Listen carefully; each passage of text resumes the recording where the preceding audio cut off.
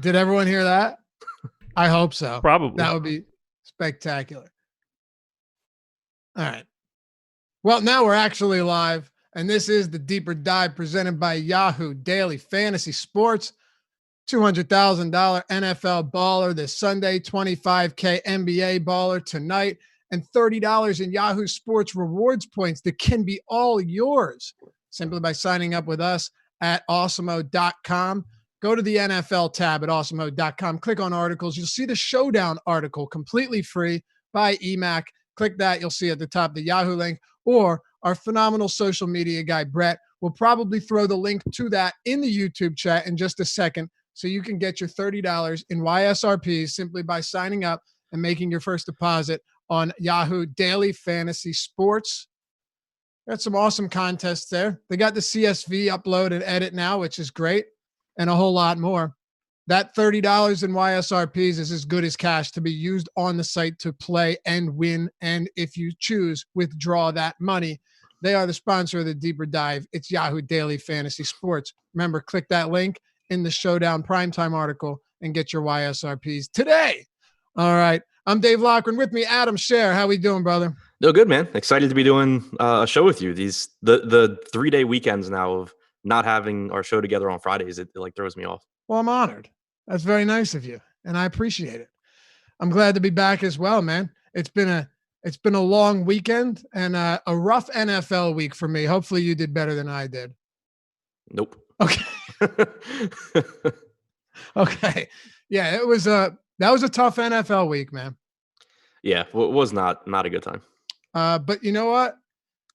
A lot of people I saw did well, and congrats to all of you guys. And of course, there's always next week, and you got Thanksgiving coming up soon enough, which is just a phenomenal time to play DFS NFL. Oh, and Spencer, Laz winning it all, Laffy. If you missed our NFL strategy show today with Manny and myself, the guy that came in 7th in the Millie Maker played Tyreek Hill and Mahomes played a defense against his Tyreek Hill and Mahomes.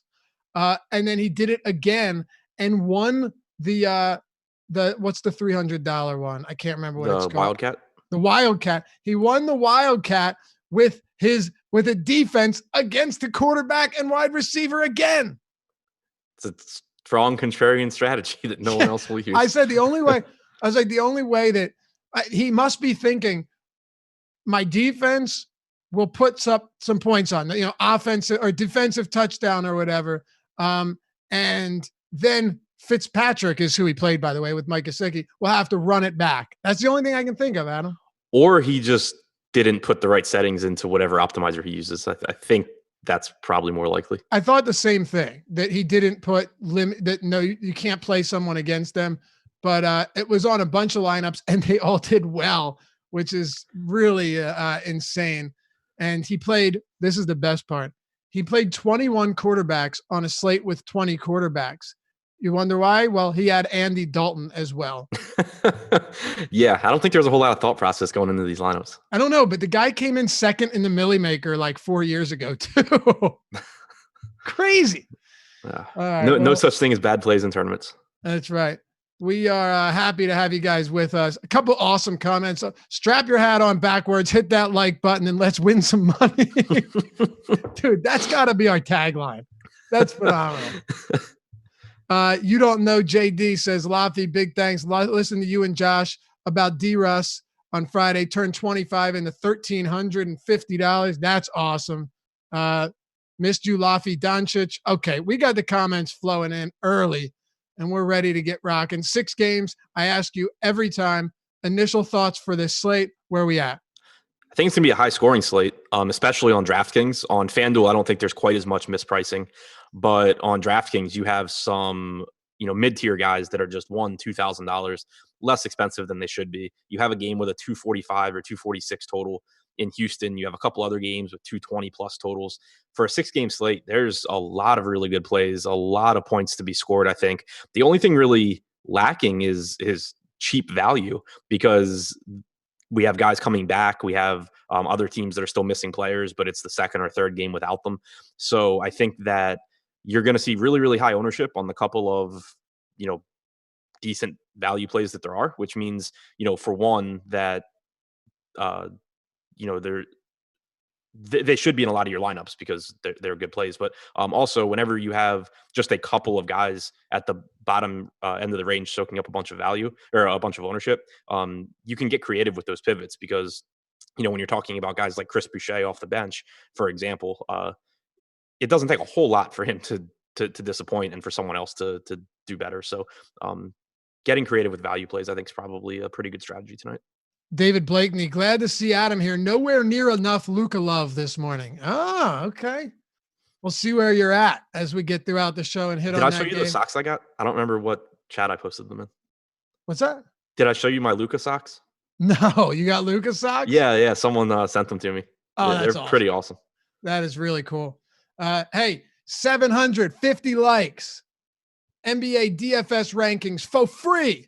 1,200 likes. Awesomo's NBA DFS projections for free tonight. 750 for the NBA DFS rankings. 1,200 for the Awesomo's NBA DFS projections. Both of them unlocked, completely free. If we hit that mark, let's dive into it. Here we go. Detroit, Minnesota. Blake Griffin is back in action, Adam. And that means that DraftKings wisely, I like what they're doing here, preemptively priced Andre Drummond down to 9,800. You're giving them a lot of credit. What? I said, I think you're giving them a lot of credit. They probably just completely mispriced him, but it looks like they were being proactive. They do a lot of preemptive pricing. Yeah. No, I'm just saying there's like 12 guys $1,000 too cheap today. They very easily could have just thought Blake was still out. Listen. Just because they did one thing right doesn't mean they priced the whole slate right. Right. Yeah, exactly. They may have been like, God, we're sharp today, and then screwed up everybody else. But Blake's 7,200. So he's pretty inexpensive as well. Some concerns of some minute restrictions here, but he will be active. This game right now has a over under of 222. 109.5 total for the Timberwolves 3-point dogs, 112.5 for the Pistons. Yeah, 3-point favorites at home. Let's kick it off with Andre Drummond and Blake Griffin, this front court. I read the stats off this morning on the strategy show with Josh. And look, since the start of last season, Andre Drummond's stats and per minute production with and without Griffin on the floor is a significant change. He's better this season. I think even if Blake was here, this would still be the best season of his career for Drummond because he's only improved year over year. But Blake Griffin returning, if he plays 30 minutes or so, there's no question it's going to put a damper on Andre Drummond. Yeah, you expect the rebounding numbers to come down a bit. You expect the assist numbers to come down a little bit and the usage to come down. I still think Drummond's going to be a very, very productive player. I still think he plays big minutes, but it's just that, I think Blake eats away enough where it pushes him, pretty clearly into like tournament status as opposed to optimal lineup center option. I don't anticipate getting tons of him here. It's not a bad matchup against Minnesota. Minnesota is second in pace, which is nice. So more possessions, more rebounding opportunities. But just the way this slate breaks down, you have Karl-Anthony Towns at the top as well at center, but there's not a whole lot of guard value. There are a lot of guards to pay up for. There is some forward value. There is some center value. So I expect my exposures to the top end centers to be a little bit lower than normal anyway. And then with Blake being back and at least somewhat cutting into Drummond's rates, I still think that there is some value at a $9,800 price tag, but not as much as a lot of other plays on this slate. I'm with you here. Hey, thanks, Giggity Gaming. Yeah, Super Chat's open, and we appreciate all you guys that have already donated to us. The donations go to us as the hosts, and we're really appreciative for everything. So I just wanted to throw that out there. Talk to me about the rest of this Detroit team. Right now, we've got Derrick Rose, questionable. Do we have any confirmation on Rose yet? No, all I've seen is that Frazier's probable. Griffin said he's playing, and Rose is questionable, but I believe practiced yesterday. Okay, and we already know that Jackson's out for quite some time. If Rose doesn't play and Frazier does play, how many minutes are you giving it? So 24? I projected Rose in at 26 and then Frazier at like 16 minutes. But if Rose is out, then I think Frazier at least sees, low 20s, which with how little value we have on this slate would put him in play where he's minimum priced. So I think that, even though it's not that Frazier is a great play with or without Rose, it's still Tim Frazier. And, we should still see Bruce Brown playing a bunch of minutes if Rose is out. We obviously Blake can handle the ball as well. We know Drummond can, but it's just that it opens up so much for you if you can, reasonably project low 20s in minutes from a 3K guy. Okay. So where would you put him in terms of value in the event that he does play and Rose is out? Prioritizing. Still pretty low, like still behind Boucher, still behind, Yeah. Derek Favors, if we're counting him as value.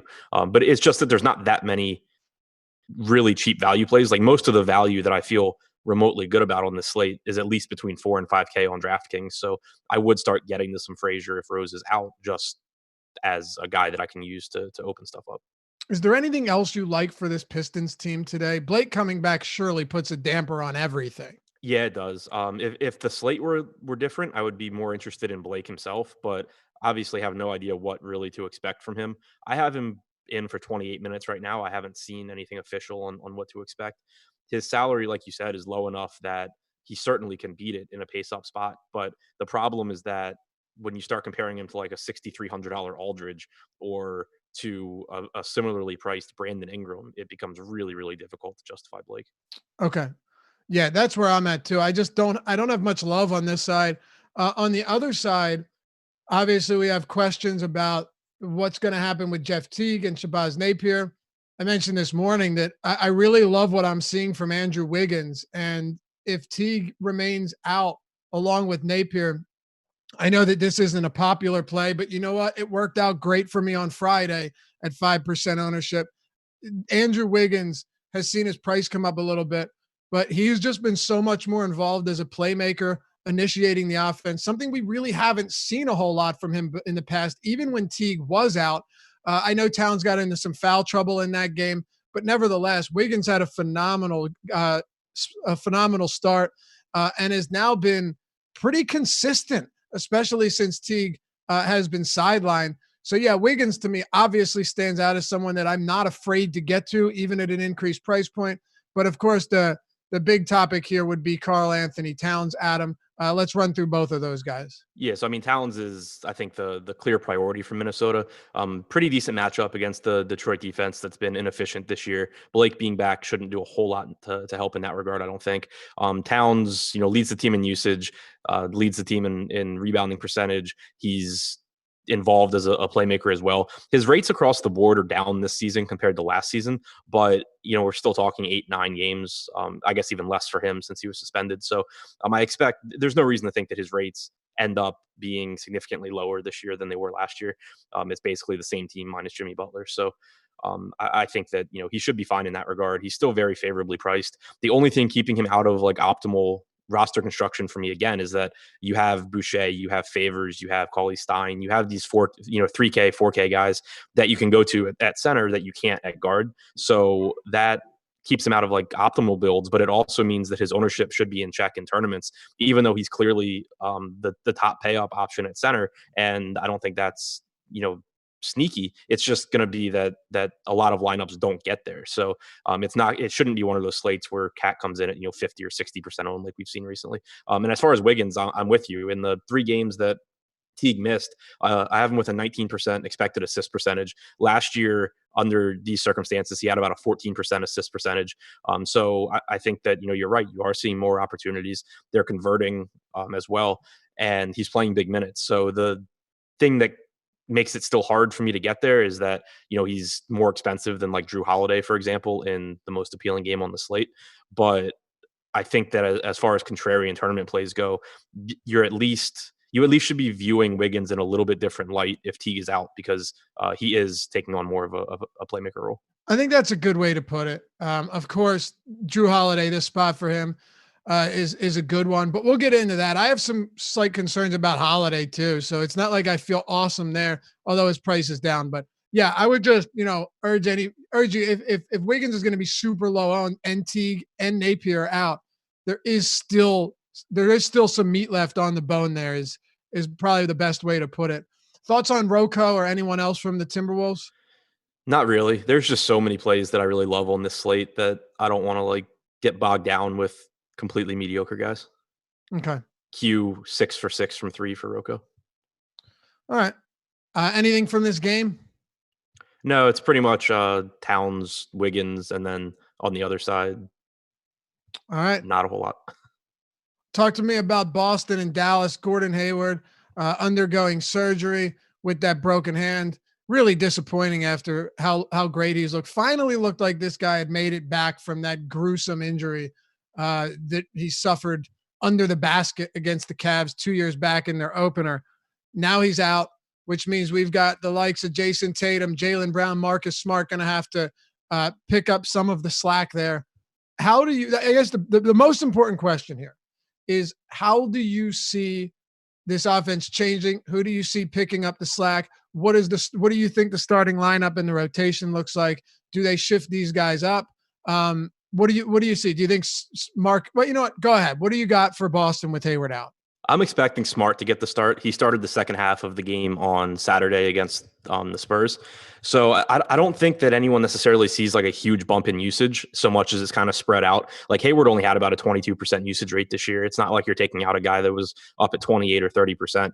I think that it does open up more potential minutes. Like I don't want to project the entire starting lineup for 36 minutes, but I think that you'll at least see some games where that happens. Right now I have Smart, Brown, and I have Smart and Brown at 34 minutes. I have Kemba and Tatum at 36. So I think the minutes should be there. It's not a bad spot against Dallas, but I do think that the pricing on Boston is just sharper than it is on a lot of teams today. Tatum, comes in at 7,500 on DraftKings. Brown's at 6,300. I think that they're both Smarts, 5,400. I think all these guys are like okay for their price point, but there's just not as much not as much room for upside there as there are on a lot of other guys from these later games. All right. So I'll ask you this then. Any priorities for Boston at all today? No. Nothing. All right. I do think, Tatum, we've seen his usage. Looking at Tatum, that Hayward in some of these games where Hayward has just come out and started ripping them and knocking down every shot. You've seen Tatum take a backseat role in situations like that. Obviously, he's a very good player, and I think that you're going to see some spots where Tatum goes off. Will tonight be the night is the question. And like you said, everything has to be in context, right? It's all relative to what else does the slate have to offer. Basically, what you're saying is some of these guys are decent plays, but the slate offers some more that you prefer at other games. Yeah, and I think Tatum is my favorite guy from Boston. It's just that, when you take him at 7,500 or Aldridge at 6,300 on DraftKings or Favors at 4,700, it's tough to prioritize Tatum there. Looking at FanDuel, he's 8,100, so he's the same exact price as Aldridge. I would probably take whichever one's lower owned, or I would give preference to whichever one's lower owned. I do have Tatum projected a little bit better, but I still have him in terms of value, behind Favors, and then pretty comparable to like Kristaps Porzingis on the other side of this game. All right. Fair enough. Small sample, but with Hayward off the court this season, Tatum 1.2 fantasy points per minute, 33.4% usage, and a 12.1% rebound rate. So not bad numbers for a guy that's playing, 35 plus minutes per game. On the other side of this one, we've got the Dallas Mavericks. You've got your Luka Sox. And it's a tough matchup. You throw Marcus. If there's one thing about this Boston team, they might not have all the most polished or efficient scores, but it's a pretty dirty backcourt when you're talking defensively. You got guys like Jaylen Brown, Marcus Smart, of course, Jaylen Brown on the wing, but still can guard the ones and twos if necessary. Kemba Walker, not a stud here, but all in all, it's a good defense for Boston. The question is, which one wins out? A very solid defense or a guy that leads his team in literally every relevant fantasy statistic? Yeah, exactly. And it makes it the way that I think you approach these and the way that I do it, it's not a very good matchup. Boston doesn't play fast. They're one of the more efficient defenses in the league. It's a really tough spot. And Luka's price tag's coming up. He's up to 10-4 on DraftKings, which means he's more expensive than a lot of really good guard options. And that, if you're paying up that far, it's probably not that difficult to find the money for James Harden. So it makes him like a really tough guy to get into lineups, but that's also reflected in ownership. Right now he's projected for 8 to 9% ownership on DraftKings. And I have him projected as, I think, the third or fourth highest scoring player on the entire slate. So whenever you get someone at low ownership that has that kind of upside, and as you said, he leads the team in every relevant category. He has a 32% usage rate this year, 47% assist percentage, 14.5% rebounding percentage. He does everything when he's on the floor. He plays big minutes in competitive games. It's not that I think there's a really high probability of Luka being the guy that you have to win a tournament tonight. It's just that I think he's a superstar player that can go off against any defense. And when you're facing a really good defense, it just lowers the probability of you reaching your ceiling. It doesn't lower your actual ceiling, Right. Especially when you're talking about someone as good as Luka. So, if he were getting 20% ownership, I would have like no interest at all. But I am interested given that, less than 10% of the field is likely to roster a guy who is probably going to be one of the highest raw scorers on the slate. Yeah. So among the likes of Harden, Luka Doncic, Towns, Drummond, Kawhi Leonard, where do you think you would rank Doncic today? So looking at it's really just an ownership thing because of how hard it is to get him in the lineups. I'll have to be getting like a really good ownership discount. But looking at how we have it right now, you're getting a lot of ownership to Westbrook. Kawhi's ownership's come up. Harden's has come up. So I think that, I do prefer all of Westbrook, Kawhi, and Harden just because I think that, they're all really, really good values. But within individual lineups, Luka's just a guy that you can get to differentiate your entire lineup. Okay. Yeah, someone says Laffy is Doncic. That's good. The rest of Dallas, I think it's likely that we see around 28 minutes from Powell. Maxi Kleber probably sees, 25, 26 minutes himself. I do think Carlisle will base some of this on the idea of who's playing better. But it's not like they can't. So, do you expect them to see more overlapping minutes? Because we did see that recently. Yeah, we've been seeing them play alongside each other, and I don't really think there's much reason why that doesn't continue. Obviously Right. Porzingis is getting like 34 minutes at the 4, but beyond that, it's Justin Jackson. Like, who cares? They're better off probably playing Cleveland in a lot of matchups. So the fact that we've seen them willing to do it, and I think it makes sense from a talent standpoint. I'm continuing to project, like 28 to 30 minutes to Powell and about 26 to Maxi. Okay. Yeah. That's where I have it as well. I think 26 to Maxi, 28 to Powell. The rest of this team, though, the wings on this Dallas team, they leave a whole lot to be desired. There's really nothing here that stands out on a nightly basis. Once in a while, Dorian Finney-Smith can give you a solid game, but those are few and far between. Outside of Doncic, who do you like here for the Mavs? Some interest in Porzingis. I think that he's a little bit underpriced. He's 7,200 on DraftKings. He's 83 on FanDuel. Power forward on FanDuel in particular is pretty tough because you don't have Boucher there. So it's basically Derek Favors and then a bunch of guys that I think are pretty correctly priced. So Porzingis becomes an interesting option there. It's not a great matchup, obviously. Boston has not been particularly good at rebounding this year. Porzingis also not great at rebounding. So, maybe kind of cancels out. But I do think that Porzingis is the second best play on Dallas behind Luka. Okay. And then there's not a whole lot else for me. Like Powell and Maxi, is there tepid interest there, I guess? Not really, just because they aren't really that cheap. Powell's price tag on FanDuel is a little bit cheap, is $100 less than DraftKings, which is normally appealing. But you just haven't seen good rebounding numbers from Powell. You haven't seen high usage from Powell. Maybe that goes up. Last year, he averaged about a fantasy point per minute. But maybe, there is another mouth to feed on the offense in Porzingis. We know Luka's getting a lot of rebounds too. Playing minutes alongside Maxi isn't going to help rebounding numbers necessarily either. So I just kind of think, especially for a slower paced game, that he's a little bit overpriced. Okay. Do you want to move on to the next game then? Yeah. So San Antonio and Memphis. We've got a decent total here, 224.5. Matter of fact, it is the second highest on the slate behind Pelicans and Houston, which is just outrageous. But 224.5. Spurs are 11-point favorites at home, 117.8 implied total, 106.8 for the Grizz. You and I did the NBA syllabus today, and I looked at it, and we had pretty much across the board, outside of our favorite cash game play, pretty much, and our favorite cash game play and our favorite contrarian play were different, but favorite GPP player, biggest bust, positions, and then worst team to target. I'm not giving everything away, but both of us had our worst team to target as the Memphis Grizzlies. Yeah, it's just a team where there's a lot of teams on the slate that have underpriced guys or guys out due to injury or whatever. Memphis just not really the case. And when you look at the best players from a fantasy standpoint on Memphis, you have Ja Morant playing like 28 minutes a night. He's not cheap either, so it's really tough to be going to him. Jonas Valanciunas, we saw him play 26 or 27 minutes and then play 22 or 23 in both games of the back-to-back. Even if you project him for 26 minutes on this particular slate, it's just still not that appealing. Jaren Jackson's cheap, but it's Jaren Jackson. Like, he can play 30 minutes and be productive. He can play 30 minutes and do nothing. And he can also foul out in the first half. So you kind of know what you're getting with him. There's just not a lot of guys on this team that I think are really favorably priced in the context of this slate.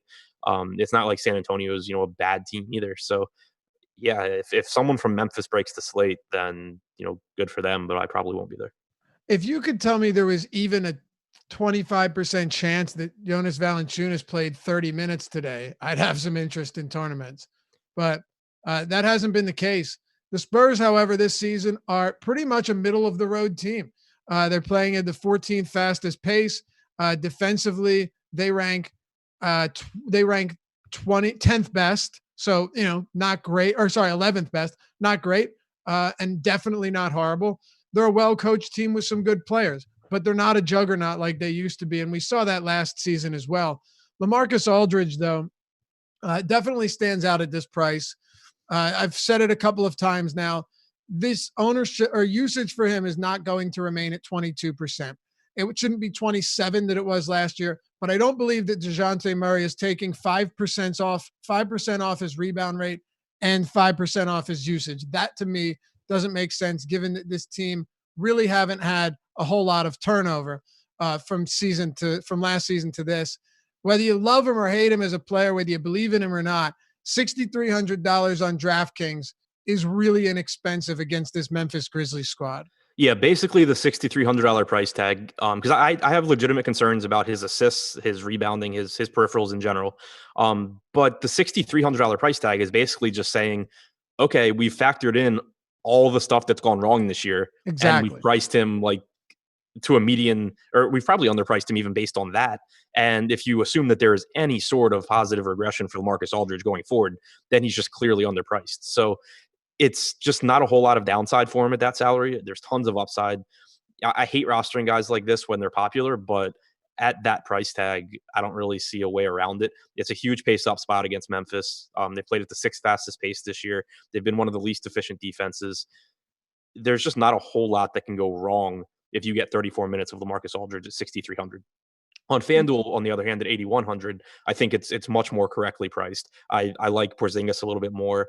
I like Jason Tatum a little bit more. It's not that I think Aldridge is bad at that price. It's just you actually need him to have a good game. And unless he's going to shoot 19 for 23 like he did against Oklahoma City, you probably need some rebounds and assists, and those really just haven't been there. I'm with you. And to be fair, Aldridge is certainly going to carry a decent amount of ownership onto this, into this slate. So there is that. But, $6,300 is very appealing. Like you just pointed out, on the other sites, it's a little bit different. He's around 26% projected ownership on DraftKings, on FanDuel, 18%. And then over on our sponsor, Yahoo, you've got Aldridge coming in at 12% at that $29 price tag.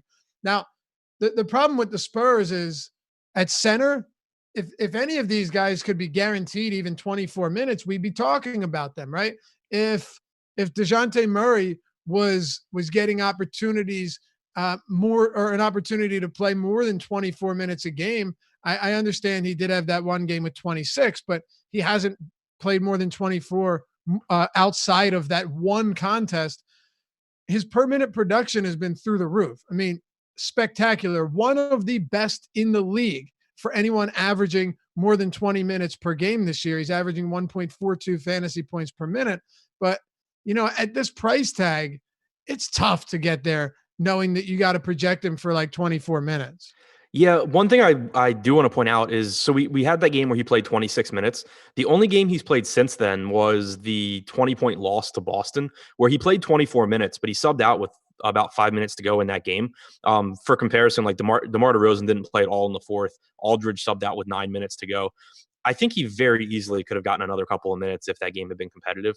So it's risky, and I don't even know that it's necessary because he's such a good per minute guy. But if you projected him for 26 minutes tonight, I wouldn't think that you're crazy. I do think he is a little bit underpriced because I mean he's just so productive in terms of rebounding, assists, and he's one of the higher usage guys on the team. Pace up spot.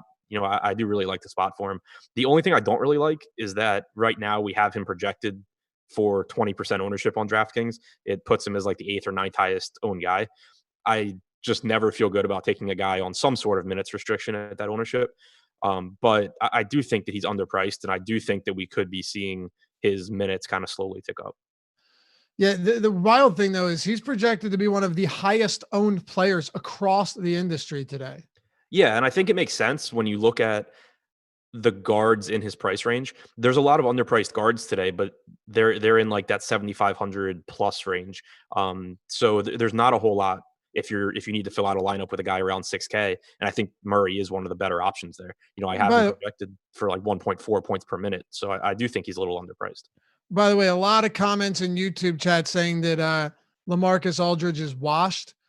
Let me just throw this out there. He's coming off of a really bad game against Boston. He shot 19 for 23 with 39 points one game prior to that.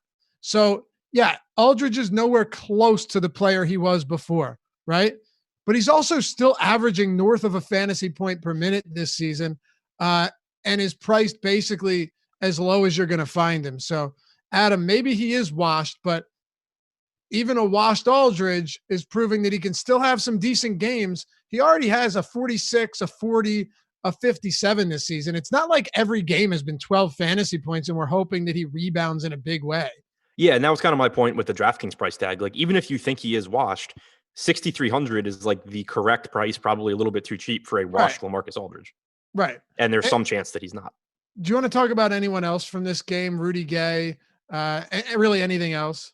Rudy Gay is interesting. I would like to do whatever the opposite of the field is. Right now, he's projected for relatively low ownership, which is nice. His minutes are all over the place. He's losing some minutes now to DeMarre Carroll being back. But I think that there are still going to be games where he's playing well and he still gets, 24, 26 minutes. At his price tag, he has a lot of upside if he gets those minutes. It's just that the downside is that he can go out there and play 18 minutes and it wouldn't be surprising at all. So I think that there's a lot of volatility in him. But if you're going to get relatively low ownership on a cheap, volatile guy that can average around a point per minute like Rudy Gay, I do have interest in him. Okay. Ed Stone says, I wouldn't pay $5K for LMA. Huh. That seems bad. Yeah, it's funny because I'm like not even big on playing Lamarcus Aldridge most of the time, but I'm willing to see a decent price point. But they're facing a top 6 paced Memphis team that's a bottom 10 defense too. Let's not forget about that. Do you want to talk about New Orleans and Houston, or is there anything else here? So, I mean, just to sum up, I really like San Antonio. I really don't like Memphis. Okay. Awesemo.com/join. It's where you can get 50% off your first month at Awesemo Plus subscription. Go to awesemo.com/join and use the sign-up code DEEPERDIVE to get 50% off your first month. If you want to see what our tools are all about, scroll to the bottom and you'll see video tutorials on all of our most popular tools, ownership projections, player projections, top stack tool, so much more in the premium Slack chat as well. We've got a ton of awesome premium content, and we are happy to unlock a piece here and there on the show in order to, give you guys a look behind the curtain, give you a little taste before diving in. Today at 750 likes, we'll unlock the NBA rankings, Alex's or Awesemo's NBA rankings, and 1,200 will unlock the NBA projections, also Alex Baker's, the number one player in the world. So keep that in mind. We hit those numbers, we'll unlock them. But for those of you that would love to get everything, all access to it all, use the sign-up code DEEPERDIVE, all one word. It'll get you 50% off your first month. Okay. Let's keep it moving here. Houston and New Orleans. Adam, a 245 point over under. Uh, both teams have monster implied totals, 125.5 for Houston, 119.5 for the Pels. Pels are 6-point dogs at home.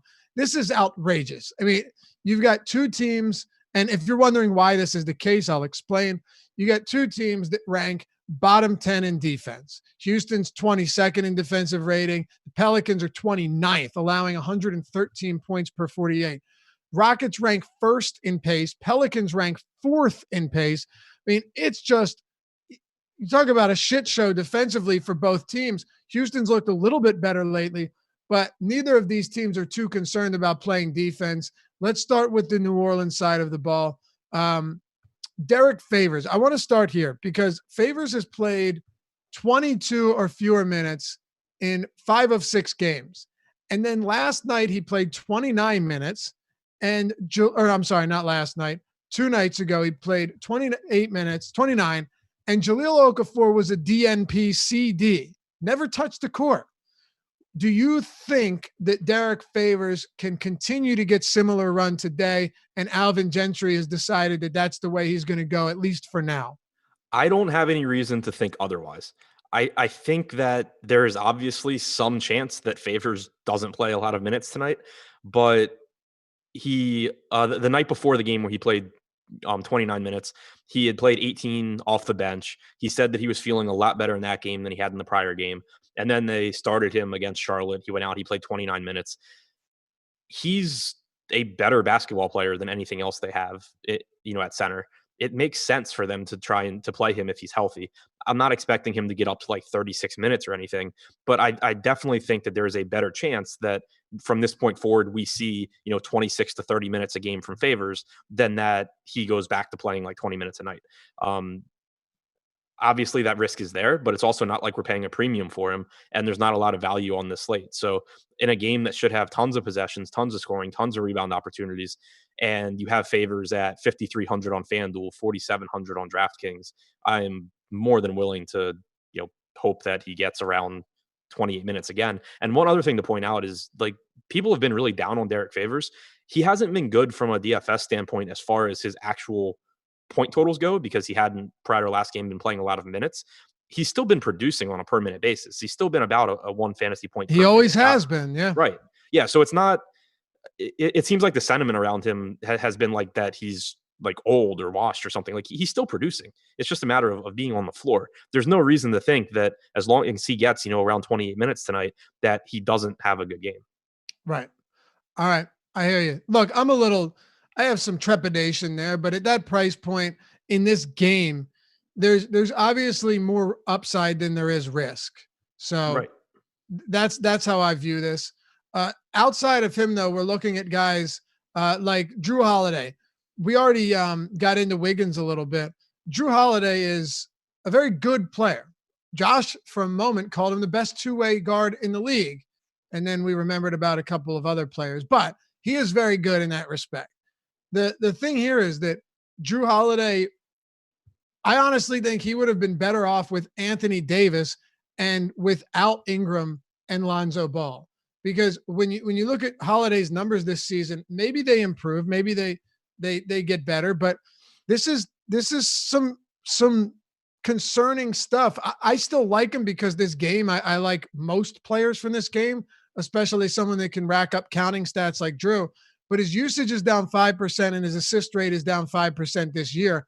I don't think that's a huge I don't think that's a big surprise given what this lineup looks like and the fact that Lonzo Ball, I feel like Lonzo is not a huge difference from Elfrid Payton, but we've seen a 5% drop in usage and assist rate this season, Adam. And of course, I like Drew Holiday today, but just throwing that out there that it is noteworthy. Yeah, I think that when the team's healthy, Holiday, could kind of take a back seat. I still think his usage comes up. But the thing that really, really stands out for me is that without Lonzo playing last game, you got 36 minutes from Holiday. You got 20 potential assists. Next highest on the team was Brandon Ingram with 7. So you saw him, handling the ball a ton. He took that role over. And if you look at last season, because it's still so early in this season, it's really tough to get a gauge on what to expect from, Holiday alongside Ingram without Lonzo. You just don't have that many minutes. But if you look at last season and you take Elfrid Payton and Anthony Davis off the floor, and you put Julius Randle on the floor to try to basically be a proxy for Brandon Ingram, since he's a high usage guy that also picks up assists. Holiday played 432 minutes, 29.1% usage, 31.8% assist percentage, averaged 1.2 points per minute. Even if you don't project his usage to be nearly that high, he comes in as a great play today. I expect the assist opportunities to be there again. The usage could be higher than I'm projecting, but I just think that he's one of the most underpriced guys on this slate because I think he does take on a different role without Lonzo. Okay. Yeah, I think there's no question that Lonzo Ball being out of the lineup is huge, huge. Like even at 7,400, if Lonzo was playing with Holiday at 74, even if Lonzo was playing, I'd still have some interest in Holiday. With Lonzo Ball out of the lineup, I can only think, Adam, that you're going to see a ton of those voided touches and playmaking opportunities go directly to Jrue Holiday. Yep, completely agree. Anybody else you really like for the Pels? Yeah, Brandon Ingram still, leads the team with a 28.7% usage rate. I think his efficiency will come down. He's shooting better than he ever has, but the opportunities are there. He has a 20% assist percentage this year, 10% rebounding percentage, playing big minutes. Again, very, very, very, fast-paced game here. The pricing on DraftKings is so soft that the issue I'm actually running into when I try and build a cash lineup is like I have to leave out one of like Ingram, Holiday, Aldridge, Donovan Mitchell, or Russell Westbrook, who I think are all just incredibly underpriced. But I think Ingram is one of the more underpriced guys on the slate. We have him, projected right now for a lot of ownership, which should be the case. But I think that he's one of the best plays also. Okay. Oh, and also Kenneth Williams is cheap. He started last game, played 28 minutes. One thing that was interesting from that rotation was that he only played 1 minute and 13 seconds in the second quarter.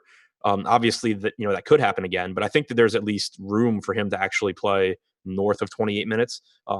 Obviously, it could go south too. Like I think there's a lot of volatility in his minutes, but this is the kind of game that I like him in. Just tons of rebounding opportunities, tons of chances for defensive stats, hustle stats, which is where he really comes in. And with there being a lack of value on this slate and him still being pretty cheap, I don't mind getting him into some lineups and hoping for the best. Okay. On the other side, James Harden is a 41% usage player this year, 41% assists. Just across the board, monster volume from James Harden. And because of his price point, I think we may have some different opinions on this, but because of his price point, James Harden has seen ownership that to me is a little bit surprising. It's up from where it was earlier in the day, though, when I wrote him up, talking about it being too low for how good he is. But right now he's 20% on DraftKings on a 6-game slate. On FanDuel, you've got Harden coming in at 27%. And on Yahoo, you've got him at, where are you, fella? At 20%. Now, in a game where his team has a monster 125-point total, a 245 over-under, against a bottom 2 defense and a top 4 pace team, I'm willing to pay this much for Harden. I know you talked about Kawhi Leonard a bit, though, and we can get into what the alternatives are here because there are some. And, of course, his teammate in Russell Westbrook on DraftKings is $8,800. But starting with James Harden, he's just so dominant from a fantasy perspective that a game like this feels, like a potential 90 DraftKings point performance. Yeah, exactly. I'm really interested. I haven't made lineups yet, but I'm really interested to see where I get to because I completely agree with everything you said. It's when you just think about it in terms of like 80% of lineups aren't going to have James Harden in this game. It's pretty insane. The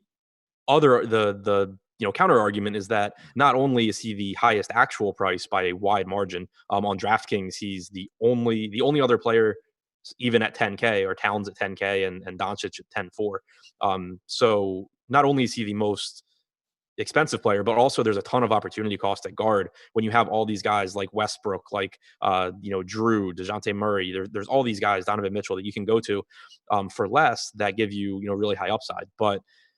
And that keeps his ownership down. But it shouldn't be that hard to get him into lineups tonight. It's obviously a really favorable game. So I hope that I come in higher than 20% on Harden.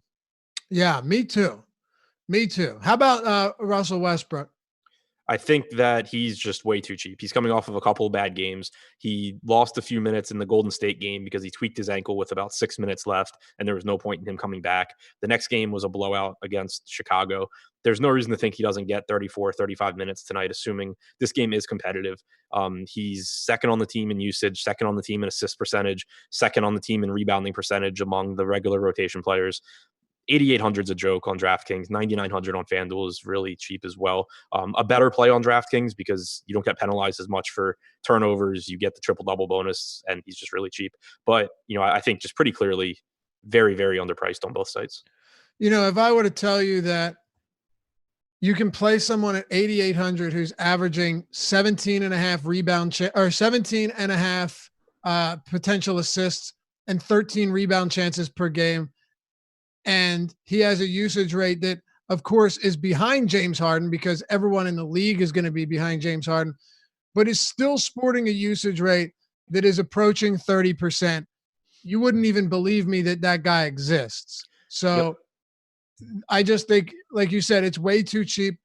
And the reason for this is legitimate triple-double upside every single game, 245 total. Again, the highest total of any team on the slate. It's a crazy price point, man.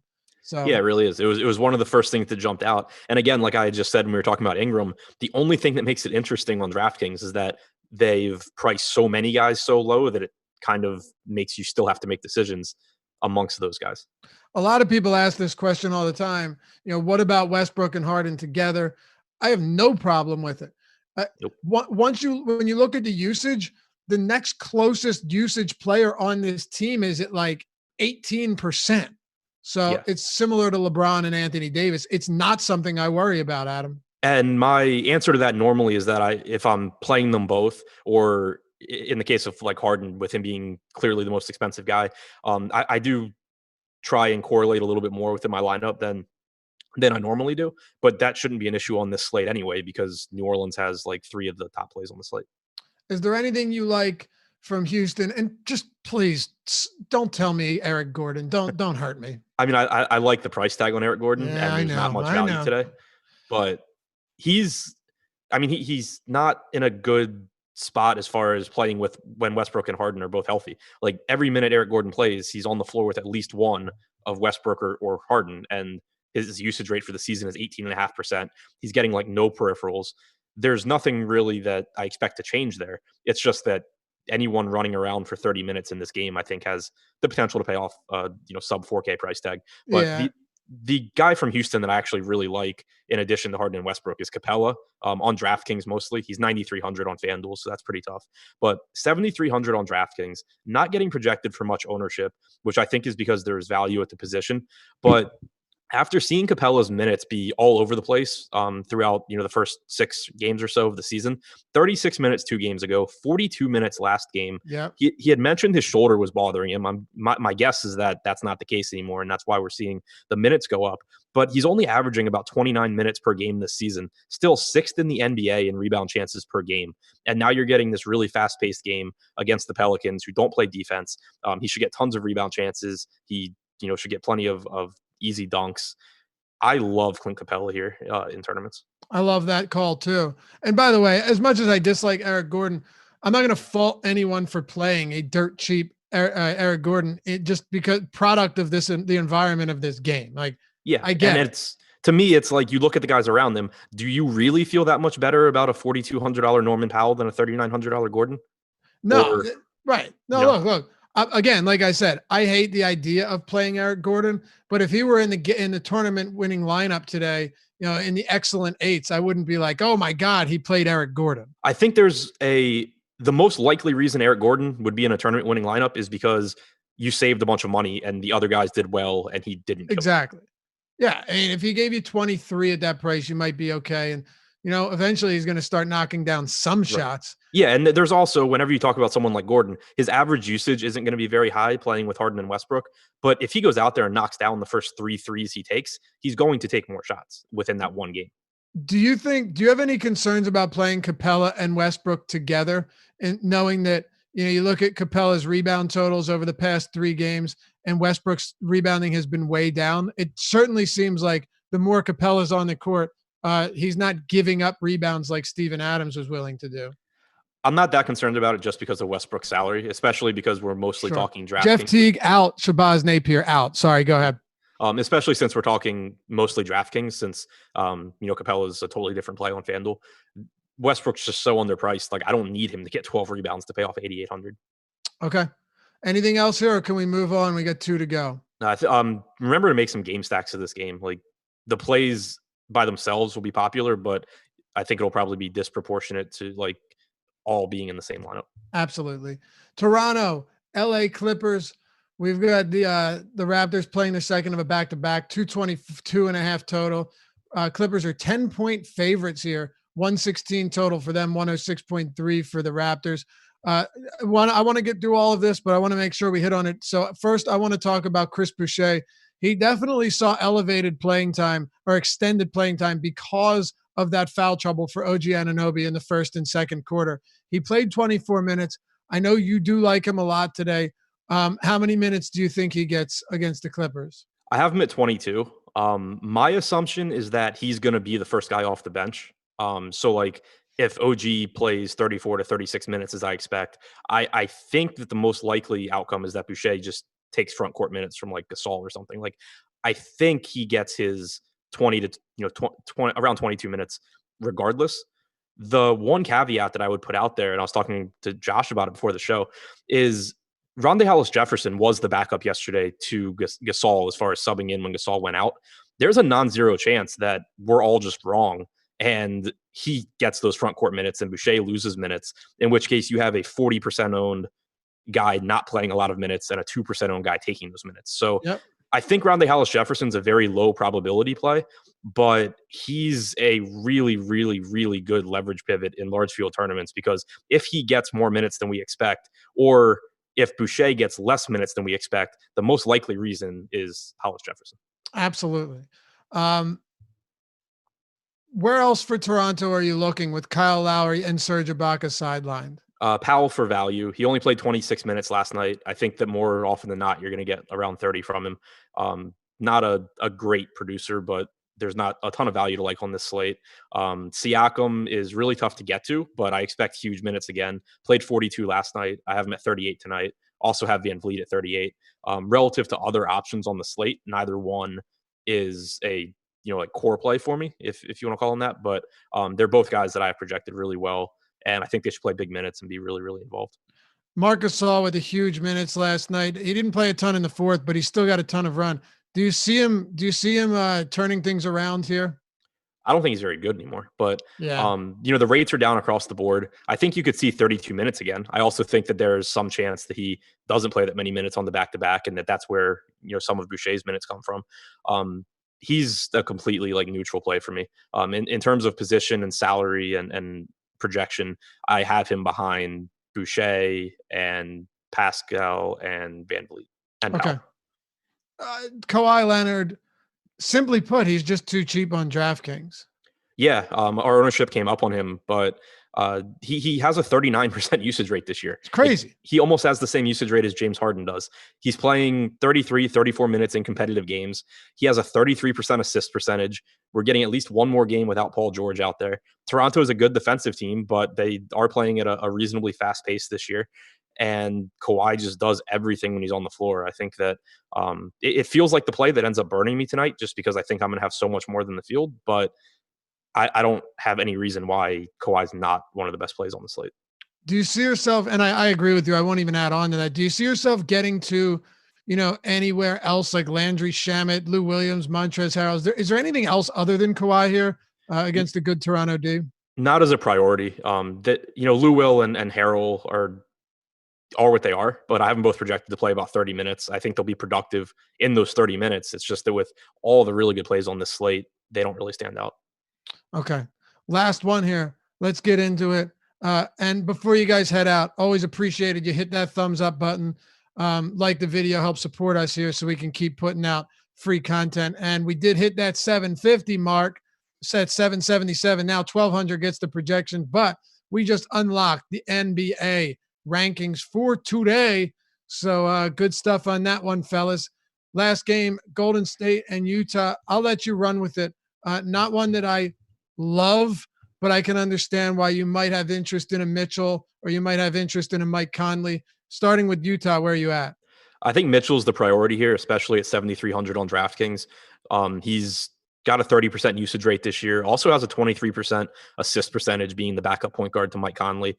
Should play, 36 minutes against the weakest defense in the league. So I think he's a priority. I think that Conley, Bogdanovich, and Gobert are all reasonable secondary options, but I would put them behind, several other guys that we've talked about today. But Mitchell's the one that really stands out to me from the Utah side. Okay. Mitchell will be the guy for me as well. In Golden State, look, D-Russ, we had someone say it earlier in the show. D-Russ, we talked about him a lot on Friday, and he won people a lot of money, low ownership, phenomenal play, and phenomenal performance. This is a much more difficult matchup than the Timberwolves. It scares me a bit, man, even though he's going to be a monster volume player. I worry that this could be a very inefficient day. Hopefully the volume's enough to carry him through. What are you doing with D-Russ? He's my top guy from Golden State, but I'm with you. I don't expect a ton of efficiency. I just think that there's going to be a lot of shot volume, a lot of assist opportunities, and he's pretty low owned. But, I still would put guys like Drew and Mitchell and Westbrook and Harden and all those guys ahead of him. Okay. Is there anything else from Golden State, or does that pretty much sum it up for you? Cauley-Stein on DraftKings at 4,200. 25 minutes in an overtime game 2 games ago, 24 minutes in their last game. Tough matchup against Gobert, but for whatever it's worth, he's averaged a point per minute over his last 4 going back to 2 seasons ago. It's really just that he's pretty cheap and should get around the fantasy point per minute. Okay. Final thoughts? Nope. Nothing. All right. Nope. So, hey, works for me, man. But we've got Live Before Lock coming up next. Josh Ingram and Chris Spags, they're taking you up till 7. Best of luck to all of you guys today. And by the way, for tomorrow's show, I got something special planned. I'm not just blowing smoke. You'll want to be here for it. It'll be worthwhile. I promise you that much. And we appreciate everyone for hanging out as always. Good luck tonight. We'll see you back here tomorrow on the Deeper Dive presented by Yahoo Daily Fantasy Sports.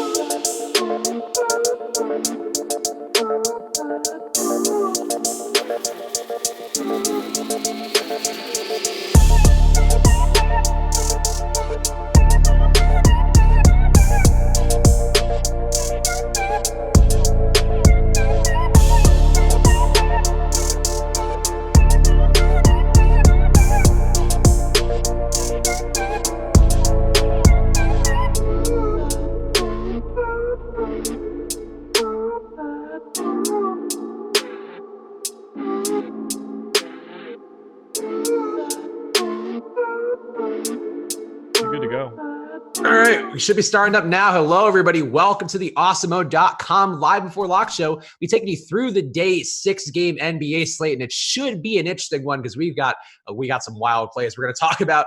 I'm Chris Spags, joined as always on Mondays by my buddy, the Chubster Josh Engelman. How are you doing, Josh? A lot better than receivers for the Bucks. Yes, of course. If you missed our Live Before Lock show for the NFL yesterday, the Josh jinx continued as he ruined Mike Evans for 50% of the industry. 10 for 10. 10 for 10. 10 for 10.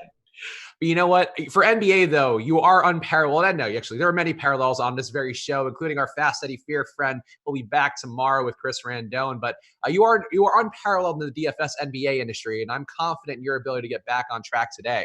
But I'm also confident in our lives now that we have rake-free DFS. Nope, wrong one. I'm confident in our lives now that we have superdraft.io in our lives. Superdraft.io is offering a big bonus right now to all the awesemo.com watchers right now who are on the stream. Go over there, head to superdraft.io. Use the promo code AWESEMO, AWESEMO, for $20 free, instant release on any $100 deposit. So you're not having to wait that one out. You don't have to play a bunch of money to get that. They're giving it to you immediately when you sign up. Head to superdraft.io, use the promo code AWESEMO, and check out their multiplier tournaments. There, you don't even have to know salaries. We have projections for them, but it is a great way to play. Very simple, and there's been a ton of overplay in their tournaments. So head to superdraft.io right now and show them some love for being the presenting sponsor of awesemo.com's Live Before Lock show. All right, Josh, let's get into it here. We do have some things, actually, one promo we should hit fast, because why don't you tell the people, because I think they love hearing good news from you. I don't know which one you're giving me. Is it the giveaway? Because I could do that one Yeah. pretty easily. I got it up on the screen. It was up during our little commercial break as well. But doing a giveaway for Monday Night Football. I've got it up now. If you want to head to awesemo_com, that is our Twitter handle, you can win an NFL Awesemo Plus pass rest of the season. Seahawks Niners tonight. If you can guess the guy that scores the most fantasy points, all you have to do, retweet, like, and reply with that guy. Follow the awesemo_com and Awesemo NFL accounts, and you could win. It's really that easy, and it's really easy for you guys. And you have the opportunity to win an NFL pass from us. So check it out, guys. I highly recommend it. Again, at awesemo_com is the Twitter account. Oh, I meant the good news of by the way, guys, so we have so much good news here, we can't even keep track of it. The good news for you guys right now, we've been doing the giveaways, of course, right now, thanks to the Deeper Dive show and the likes you guys gave there. Awesemo's NBA rankings for the day are free, but in fact, you keep liking the video. If we get to 1,200 likes, Awesemo's projections for the night will be opened up. So that is a really good deal for you guys. Obviously, they are normally a premium feature. We have a ton of other premium features as well that you can find at awesemo.com/join, including the ownership projections, but player projections would be free today if you guys hit to 1,200 likes. So right now, hit that like button if you want those free projections. The sooner we get there, the sooner you guys get access, and hopefully we can have it for the back half of the show. But hit that like button, get us to 1,200 if you want to get those free projections today right here from the stream. Absolutely. All right. Josh, all right, let's get into it here. So we got one chalk play standing well above the rest today, a guy who's gotten his minutes on the rise, but some kind of specious reasons perhaps why that occurred. You talked about it at some length on the strategy show this morning.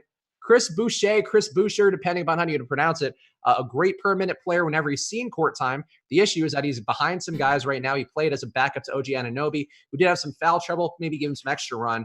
Also may not be the direct backup to Marc Gasol. That could be Rondé Hollis-Jefferson, as a deeper dive guys just talked about. So where are you shaking out with Chris Boucher? He's a decent value on FanDuel, not a better one on DraftKings. But he's going to be the chalk play of the day on DK in particular, but he'll have some ownership on FanDuel. Yeah, I get it completely. I'm not super comfortable about it if they try to run a rotation that looked anything similar to last night's game, but he's my clear top value play on DraftKings. I'm going to end up with him in more than a couple lineups on FanDuel. But he's 7,100 on Fantasy Draft. Like, he's just too cheap. Even if he plays a very limited amount of minutes, it's hard to completely get killed at 3,400. So I have no problems going to the Boucher chalk. But I would be cognizant of the fact that it's not like he was just immediately Marc Gasol's backup. I think that's the real key piece.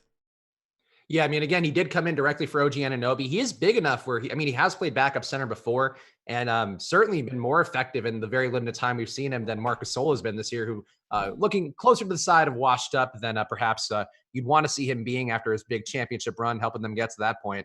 But yeah, I ended up playing more Boucher than I thought I would, just because he projects well, according to Alex. He does open some things up price-wise that are hard to get to if you don't get to him. One price point pivot I did get to a little bit of, just because of the matchup, the possibility of a blowout, and I think also just the fact that he's a really good per minute guy as well, is Tony Bradley, which did not expect, but I do have some Tony Bradley today just to mitigate the amount of Boucher I got. But I agree with you. He's a pretty decent value play today. Does have that dual position eligibility. And, there are some ways it can go south, but also some ways it can definitely go well for him today. You hoping that Rudy Gobert gets shot on his way to the game? Tony Bradley's been playing more minutes because of Ed Davis being out. And I think, he gets some foul trouble. D'Angelo Russell playing hard, shooting 20 times a game.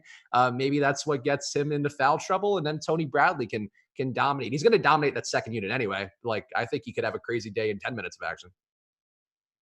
I'm probably not going to be on Tony Bradley, but best of luck to you. Look, we will all look back on this moment and be like, remember when Spags advocated for 10% Tony Bradley because of how much everybody's going to play Chris Boucher? And then we'll all laugh when Tony Bradley has 10 blocks and the Warriors crap that they're rolling out there today. That's my bank. That's what I'm banking on. All right, so let's keep talking about some of the other chalkier plays. And let's talk about the point guards first, because this one does apply to both sides.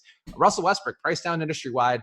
Last 2 games been undervalued. Also, the infamous Miami game for Houston did not play that well either. But still, Russell Westbrook not looking like he's rebounding quite as well. And coincidentally, going on 2 games in which Clint Capella has gone completely nuts, 20 and 16 rebounds in his last 2 games. But Westbrook, too cheap, has almost a 40% usage rate in a couple games recently. So I do like Westbrook. I found it a little bit harder to get to him because I think Harden's upside is a bit more. But Westbrook as a value play actually looks pretty decent. Where are you shaking out on Russ? So I like Russ a lot more than Harden on DK, where he's 8,800. I think that's just a crazy price tag. I would have a significant amount of him if I were playing on DK. I still like Russ on FanDuel. It's not crazy, but I think he and Harden are quite a bit closer, and the ownership is bearing that out right now. I'm not really heavy on either one of those guys on FanDuel. Basically right with the field, so in that 30% range across both. But DK would be the spot where I would want Russ a lot. Yeah, I mean, look, it's a very nice price for him. This pace-up spot's going to really benefit him. It's certainly possible, given this is another one of the high totals that we'll see probably in the year. 245-point combined total, the last that I checked. Certainly should be a lot of production to go around here, a lot of assist upside as well. So even if the rebound thing, I guess, do you think this buys into this narrative at all? Because it really does jump off the page rebounding-wise that Capella seems to be going up while Westbrook is going down in that one front. I mean, it's still just been such a small sample for everything. I really don't like Clint Capella today, so Adam and I are on very different pages, particularly on FanDuel, where I can guarantee I won't have a single share of him, but he's also stupidly priced, so there is a little bit of a caveat there. But you just can't not play Russell Westbrook at 8,800 is really all that it comes down to.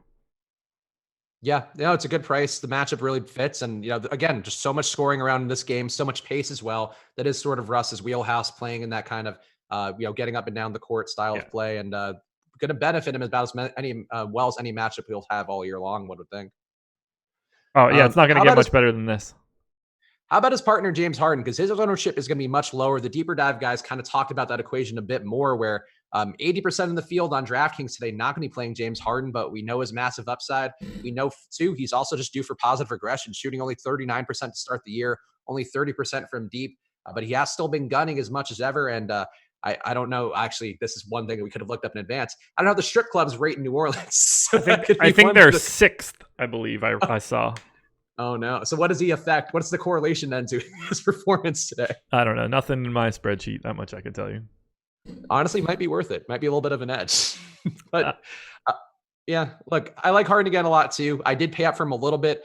It's tough with that price point because there are just a lot of guys in that mid-price range where, I mean, would you rather have 2 7K guys or Harden plus, the Boucher chalk or the Tony Bradley chalk that's on the I think it's a tough question to ask. And I think for this slate, with some guys really not priced up as much as they should, and also guys like Lamarcus Aldridge down quite a bit for his price because he had one dud game against Boston. And he's been, we talked about it before, he has been down a bit on the year. It's sort of tough for me to justify going to Harden much more than the field, but I did get a little bit more. So what would you do? Well, how would you approach this? So Harden ranks as my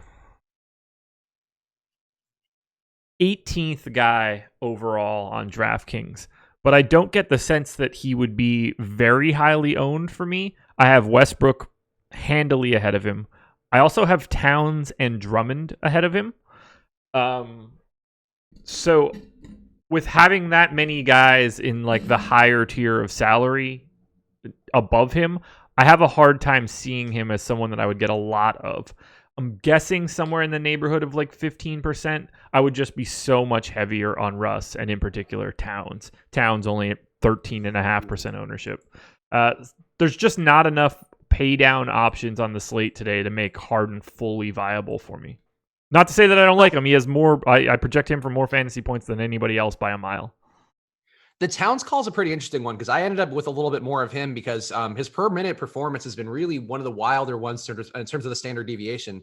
And going against Detroit, a pretty weak matchup. No Jeff Teague again, which I guess you can make an argument that maybe he's adversely affected by no Jeff Teague. Maybe a little bit tougher to get the entry passes. Even though he's playing a lot more at the top of the key, that could be one part of it. But going against a Detroit team who really doesn't defend well, 108 defensive efficiency rating for them on the year. That should get worse with Blake in there, one would think.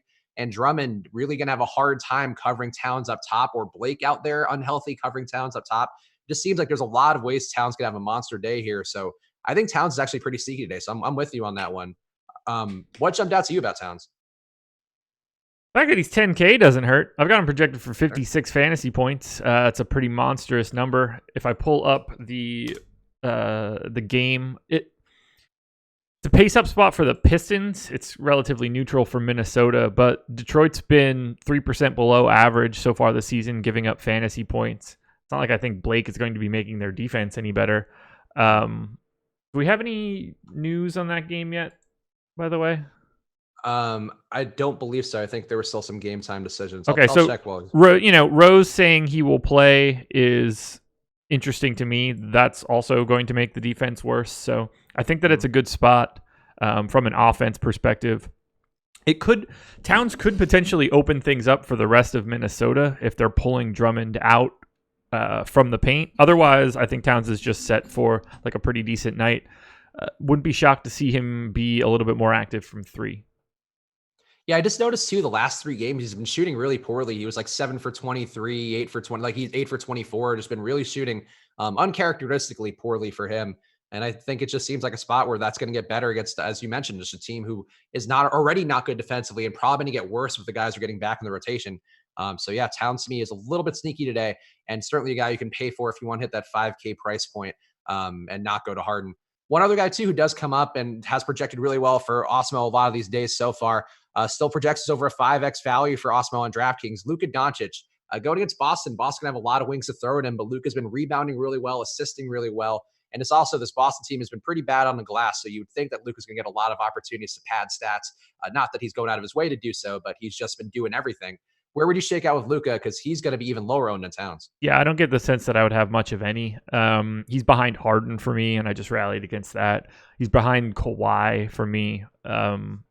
He's probably like my least favorite pay up option. So I feel pretty bad in saying that, but tonight's not the day where I would be expecting to get a ton of Luka.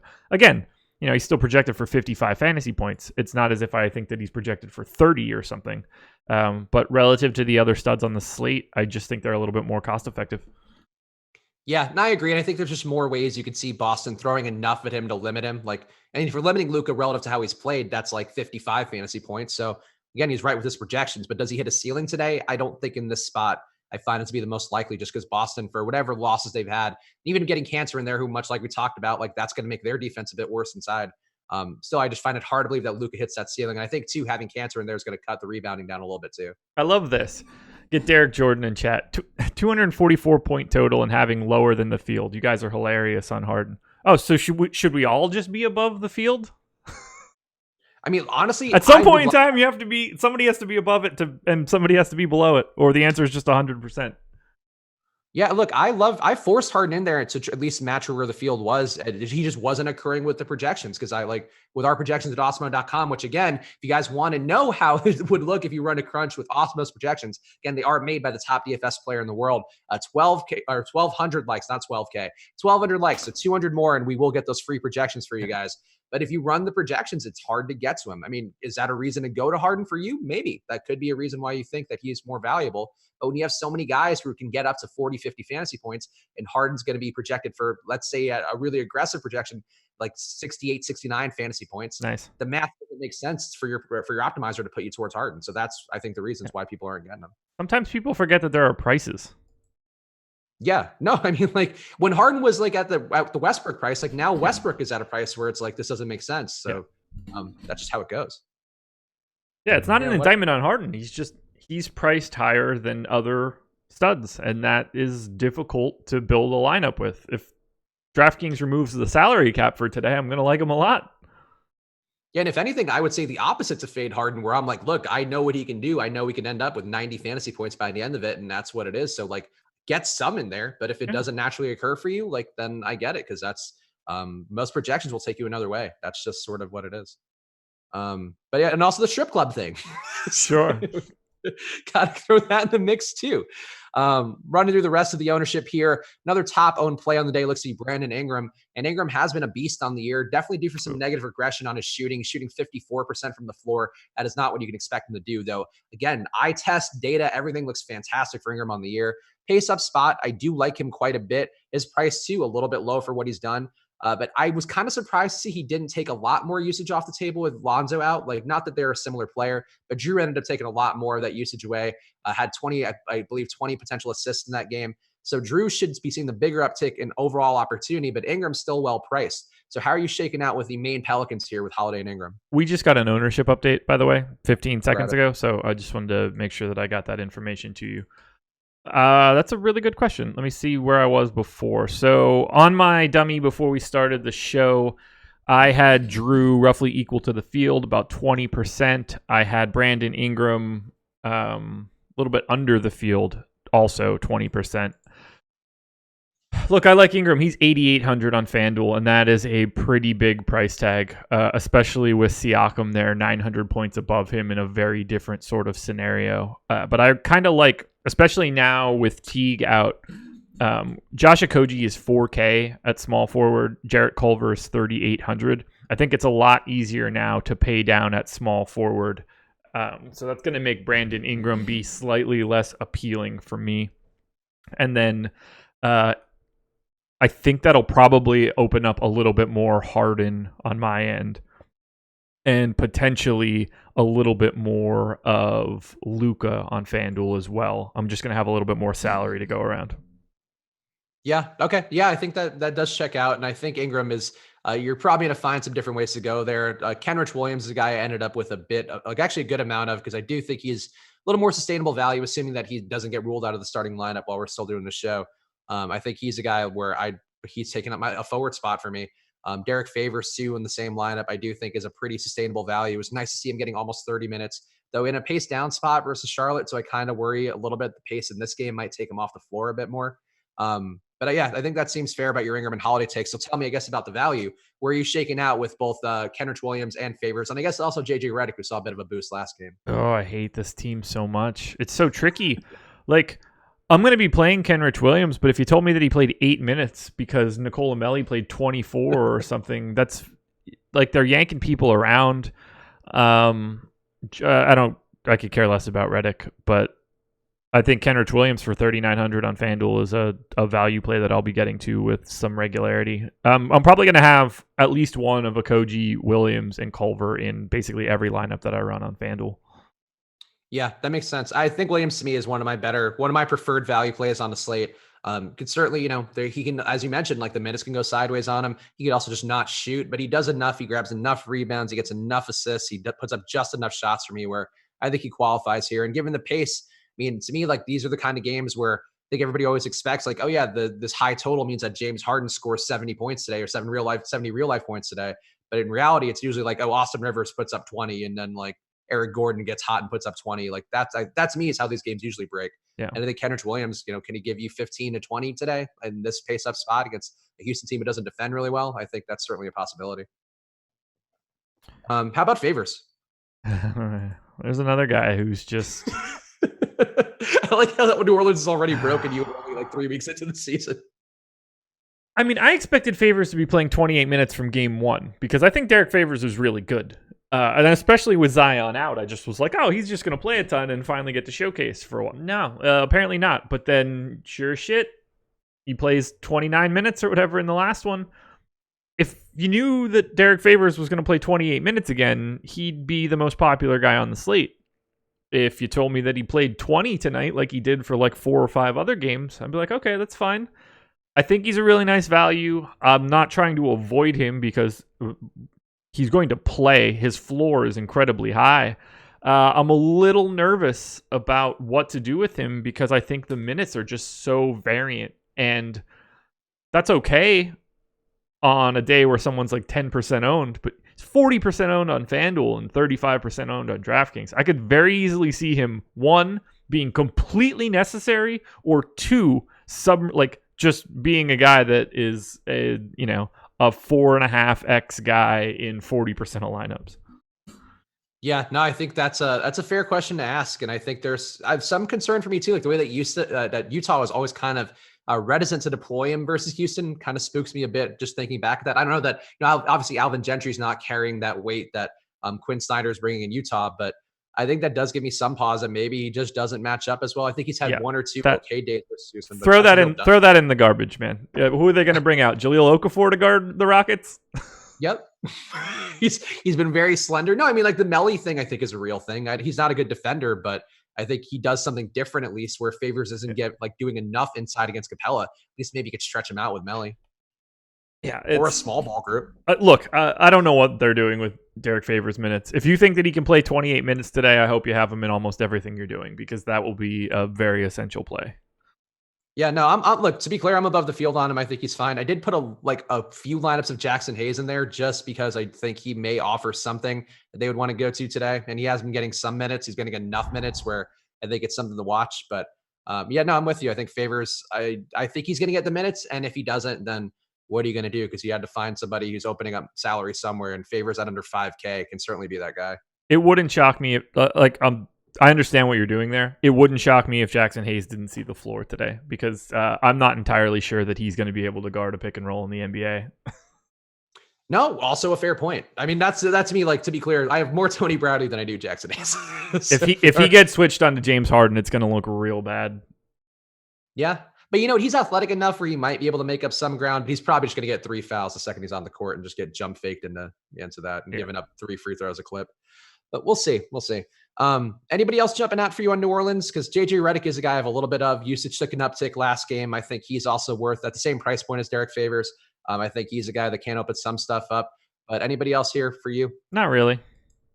Okay. Anybody on the Houston side for you? Tucker, House, guys with maybe a questionable ceiling, but also reasonable prices. And they look good on a projection basis to me, but I find it hard to believe they're getting you like 40 fantasy points today. No, I mean, Gordon is the guy that's driving everybody crazy. You got to have a little bit at the very least. I have no problem getting shares to House, Tucker, or Gordon, but these are like 5% owned type dudes. If they show up, great. I don't expect them to show up with any sort of regularity.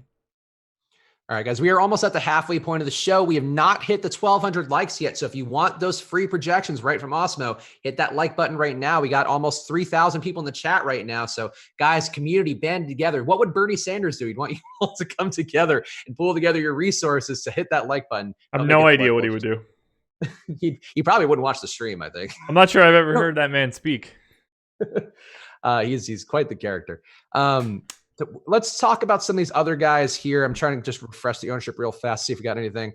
Some of the value in that Toronto game. Obviously, we talked a little about Boucher up top, but Norman Powell are going to be a popular value play, at least on DraftKings. They can have some ownership on FanDuel as well. So just talk about the other value options out there comparative to the ones that we've already hit on New Orleans and on and Boucher. How are you feeling about Norman Powell as a value play, who is picked up a start last game with no Kyle Lowry in the mix? I like Norman Powell. I think he's a very reasonable value play. I'm going to have more Fred VanVleet than just about anybody on the Raptors on FanDuel today. Yeah, I think that's he's 20% owned, fair. And I'm gonna I had 58 on my last crunch. Yeah, I'm going hard.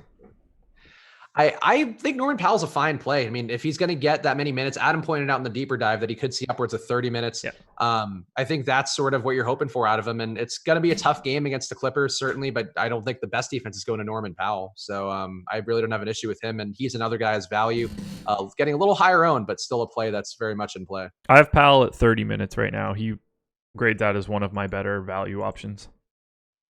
Let's burn through some of the questions in the premium Slack real fast. Sure. Andre asking, would you pivot off Kenneth Williams and go Culver on FanDuel? You kind of answered this one, but I just want to answer it for Andre.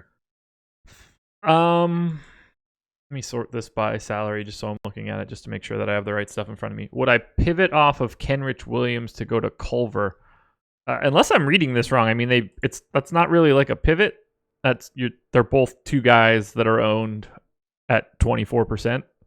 So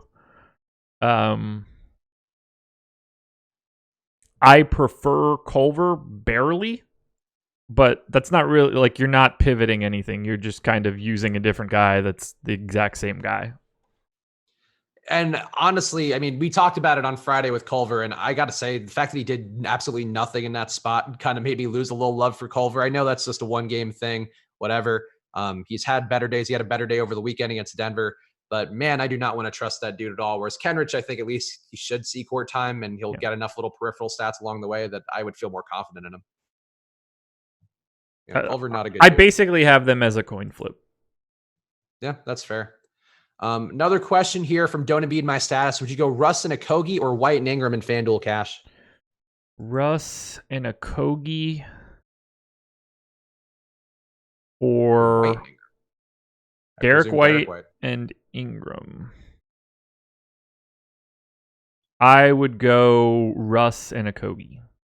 Yeah, the Derrick White thing, I don't think you can trust anything from him. But yeah, Russ and Okogie would be my pick too. So Derrick White's in a little bit of a unique spot on FanDuel. There's not really any value options at point guard, so he's getting some love there. He's my favorite of anything that you can pay down for below Kemba Walker, actually.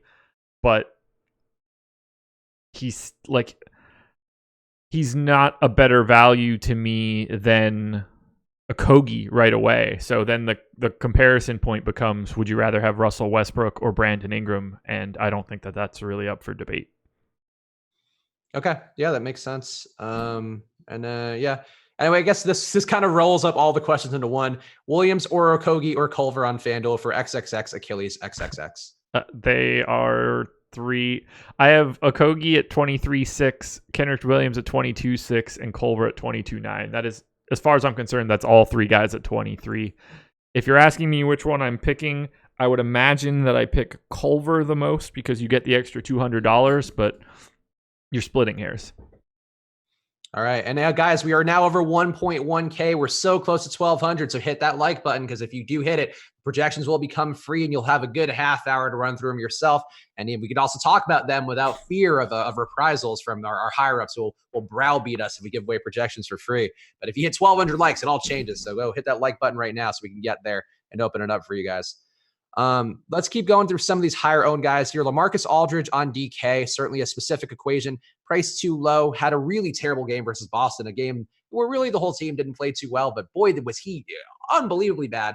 At the same time, the last time we did a show together, he went nuts, had a really good day. Scored a lot, still not rebounding well, which we did point out. The rebounds are falling off of a cliff, but he can score at will. Way too cheap on DraftKings. I hate Lamarcus Aldridge. I am above him, but how would you shake out with Lamarcus? He's my third overall guy on DraftKings today. I shouldn't have to say much else other than the fact that he is $6,300. You should have a lot. You should have more than the 28% that he is being owned. There's really very little downside to rostering Lamarcus Aldridge today. Oh, good job. Chat just broke 1,200. So thank you guys for hitting that like button. You did it. So whoever is behind the scenes, please flick the switch. I imagine it's like a Frankenstein thing where somebody has to pull a thing and then electricity surges through and then we get it for free. But I'm sure we'll have our social media manager, Brett or Rinpack, whoever's in the chat right now. We'll drop you guys the link the second that switch has been flipped. And again, those projections come from the top player in the world. And if you want them every single day, go to awesemo.com/join. They come right from Awesemo every single day. His projections, his ownership projections, his data that he uses to steal everybody's money at the end of the day. To earn it and win it as a gentleman does. But go check that out right now. And we'll have the link in the chat momentarily with the second that it's flipped. All right, guys. Or I guess, Josh, you're just one guy. I am but one man. Who else are you getting at a substantial clip? Because there are some other guys here. I'm intrigued by DeJounte Murray, though his ownership being up scares me because he is still on that, should still be on that 24, 25-minute cap. I think Pop said he was going to revisit it after 10 games, which we are about at that point where they revisit it, but you'd think you'd get some news on that. How do you feel about Murray's prospects? Because a pace-up spot here against the Memphis team who plays loose. Seems like he's got some turnover upside, some block upside, some rebound upside. So I'm actually with the field on Murray, and I thought I would be above it, but I'm with the field. Yeah, I'm against rostering DeJounte Murray, at least on a slate of this size. I don't want someone that's priced accordingly when I know that, or when I assume that there's no chance that he could play like 30 minutes. That makes it really difficult to me. There are enough options out there where I'm happy to go a different direction. I think he's really good. He ranks as my 27th ranked guy on DraftKings. I just updated my last crunch. I have 6.5% on FanDuel. He's projected for 27. I need too much out of him. Now, I will say that I am projecting him very, very low. Alex likes him quite a bit more than I do. Alex has him at 36.7, but this is just one of the spots that I'm trying to get a little different. Okay. Yeah, no, I like Murray. I think he's been extremely good this year. I think too, he's had a really appreciable effect on Aldridge and DeRozan. But still a guy who I think they're really, I don't know if they're deferring him as much as he's just kind of taking it, but the usage has been high for him. I do think it's sustainable. I think too, the fact the rebound rate for him has been good. He also assists really well, which is going to play pretty well against Memphis, playing at a pretty high pace. So to me, I think Murray is a really intriguing play. I think certainly comes with some risk, but if you're willing to take on that risk like I am, just crazy numbers on the year, 34% assist rate, 17% rebound rate, which is the highest on the team besides Trey Lyles. Like, he's been doing everything you could ask for him to kind of give you fantasy value. So DeJounte Murray would be a dude I would trust, but your appetite may be different there. Let's see. Whoever's running the Osmo chat, just go to the website, guys. Oh, no, it's me. Where's the link? Where's the link? Osmo.com, man. Just go click on it. Are they up? I don't think I don't think the switch has been flipped yet, at least from what I can tell in incognito. I'll do it. Yeah, do it, Josh. Do it for us. Do it for it, guys. Hit that like button for Josh too. Also, real fast while you're doing that, I want to read this thing from Elusive Smoke, one of my favorites, who also trash talked you yesterday in the live before lock stream for NFL. Thanks for getting the NFL dong pick nice and early. Saved me so much money after swapping off the Bucks. Can we put Josh's picks to a vote for premium subs now? Cursing NFL players seems to be an untapped market for Osmo at the moment. How do you like that, Josh? I don't. Okay, just wanted to make sure I got that out of the way. I have to give Elusive Smoke credit because he's been the chef's kiss emoji for trolling Josh recently, and it makes me happy. But all well-meaning. There's a difference between a surly trolling and well-meaning trolling. I'm getting there, guys. I'm getting there. Let's keep going down some of these other guys. So here's a game that I'm intrigued by, and I'm curious your thoughts because I think you may go the other way. Hey, hold on. What did we say we were unlocking? Ownership or regular projections? Regular projections. Oh, okay. The ownership. Shit. No, the ownership they got to pay for. The regular projections they can get today. I'm on it. All right, so Josh will drop you the link the second that's done, guys. All right, so I really am intrigued by Utah today. I think going against Golden State, I think having Draymond Green and D'Angelo Russell 3 straight games over 30 real life points, including that monster one against Minnesota, maybe a bit vengeful about them not trading for him, it seemed. But still a spot for D'Angelo Russell, looking pretty good to start the year. Utah defensively, just a beast overall. Going to be tough for these guys. But I do think Golden State's now close enough to full strength, or what's going to be their full strength for the season. I think they can keep it close at home. Utah only favored by 8, which is still a lot for a team on the road. So to me, I really think Utah's intriguing here because they're getting a big boost going against Golden State's defense. Golden State cannot defend anybody at all. Almost a 115 defensive efficiency rating for them on the year. So to me, I like Donovan Mitchell. I like Conley, Bojan Bogdanovic. I'm getting a good amount of too, and Gobert. And of course, the illustrious Tony Bradley. I think all these guys look like really strong plays today. So how do you feel about Utah, and would you have any interest? Do I have any interest in Utah? Not a lot. Okay. I have very little Donovan Mitchell. I have a little bit of Mike Conley, comparable. By the way, it was ownership. So. Oh, was it? Yeah, well, but anyway, not important. I basically just don't have these guys. I have a little bit more Royce O'Neal than I would have expected, which is stupid, but there's just not a lot of value at power forward today. So for right now, I don't have much of Utah other than the guy that's been the worst. So who's that? Mike Conley. Oh, yeah. Okay. I mean, look, the price makes sense, but yeah, I don't know. I think these guys can have a decent day. And I do think if Golden State keeps it competitive, Utah can score. They have guys too who seem due for better shooting than they've seen on the year, including Conley, but also Bojan could be due for some more, a little bit of an uptick there. Mitchell and Bojan have been shooting fairly well, but Conley in particular, a little more scoring going his way could help. And Gobert getting some more easy buckets, not shooting the ball much at all, only 6 attempts per game, but still, a situation for these guys where they're going to be in a really nice spot here. And I think they can have really big fantasy days if Golden State just keeps it competitive, which is a big ask, admittedly, because of how Golden State's played. Let's see. I think I got this unlocked at least. All right. I clicked update. So yeah, guys, because of when a website has a lot of traffic, if it's not cached correctly, it'll take a second to get going. So it should be running now. So people complaining, don't fret. It'll be up momentarily. All right. We have a lot of active users on the website right now. Well, Jake says Eddie is on it, so there we go. Yeah, guys. Look, it's not our fault. We're all victims of our popularity, but we appreciate the support. We're getting it straightened out as best we can, and hopefully this will make things easier moving forward, because you got to sometimes test these things at a critical mass when you are a website that's on the upswing technologically wise. Raboshua asking, Derrick White and DeJounte Murray are both projected to be 34% and 32% for FanDuel, I believe. Who is more likely to underperform their ownership-based expectations for you? I mean, as far as I'm concerned, I would much rather have Derrick White than DeJounte Murray. Okay. I would much rather have DeJounte Murray, because I just think he's actually got a big upside. But Derrick White, to me, I don't, you're hoping for things that break his way and get more minutes. And I don't think he has the upside Murray has, because he's just not contributing in every category like Murray is. So I would go Murray, but the prices are all relative too. Yeah. Derrick White's 4,400. DeJounte Murray is 6,700. Yeah. Yeah. No, I get it. I just to me though, for a tournament winning lineup, I think it's more likely you would have Murray in it than you would White, because I just don't see White having that upside where it's like, oh, cool, this guy was the play. I have 6 times as much Derrick White than I do DeJounte Murray. All right. Well, you are a believer in the Whites. That's what you're known for. I'm just a believer in people's prices. All right. That was also from South Park last week. So I assume we didn't watch that. I have not actually been watching South Park recently. I just don't have time.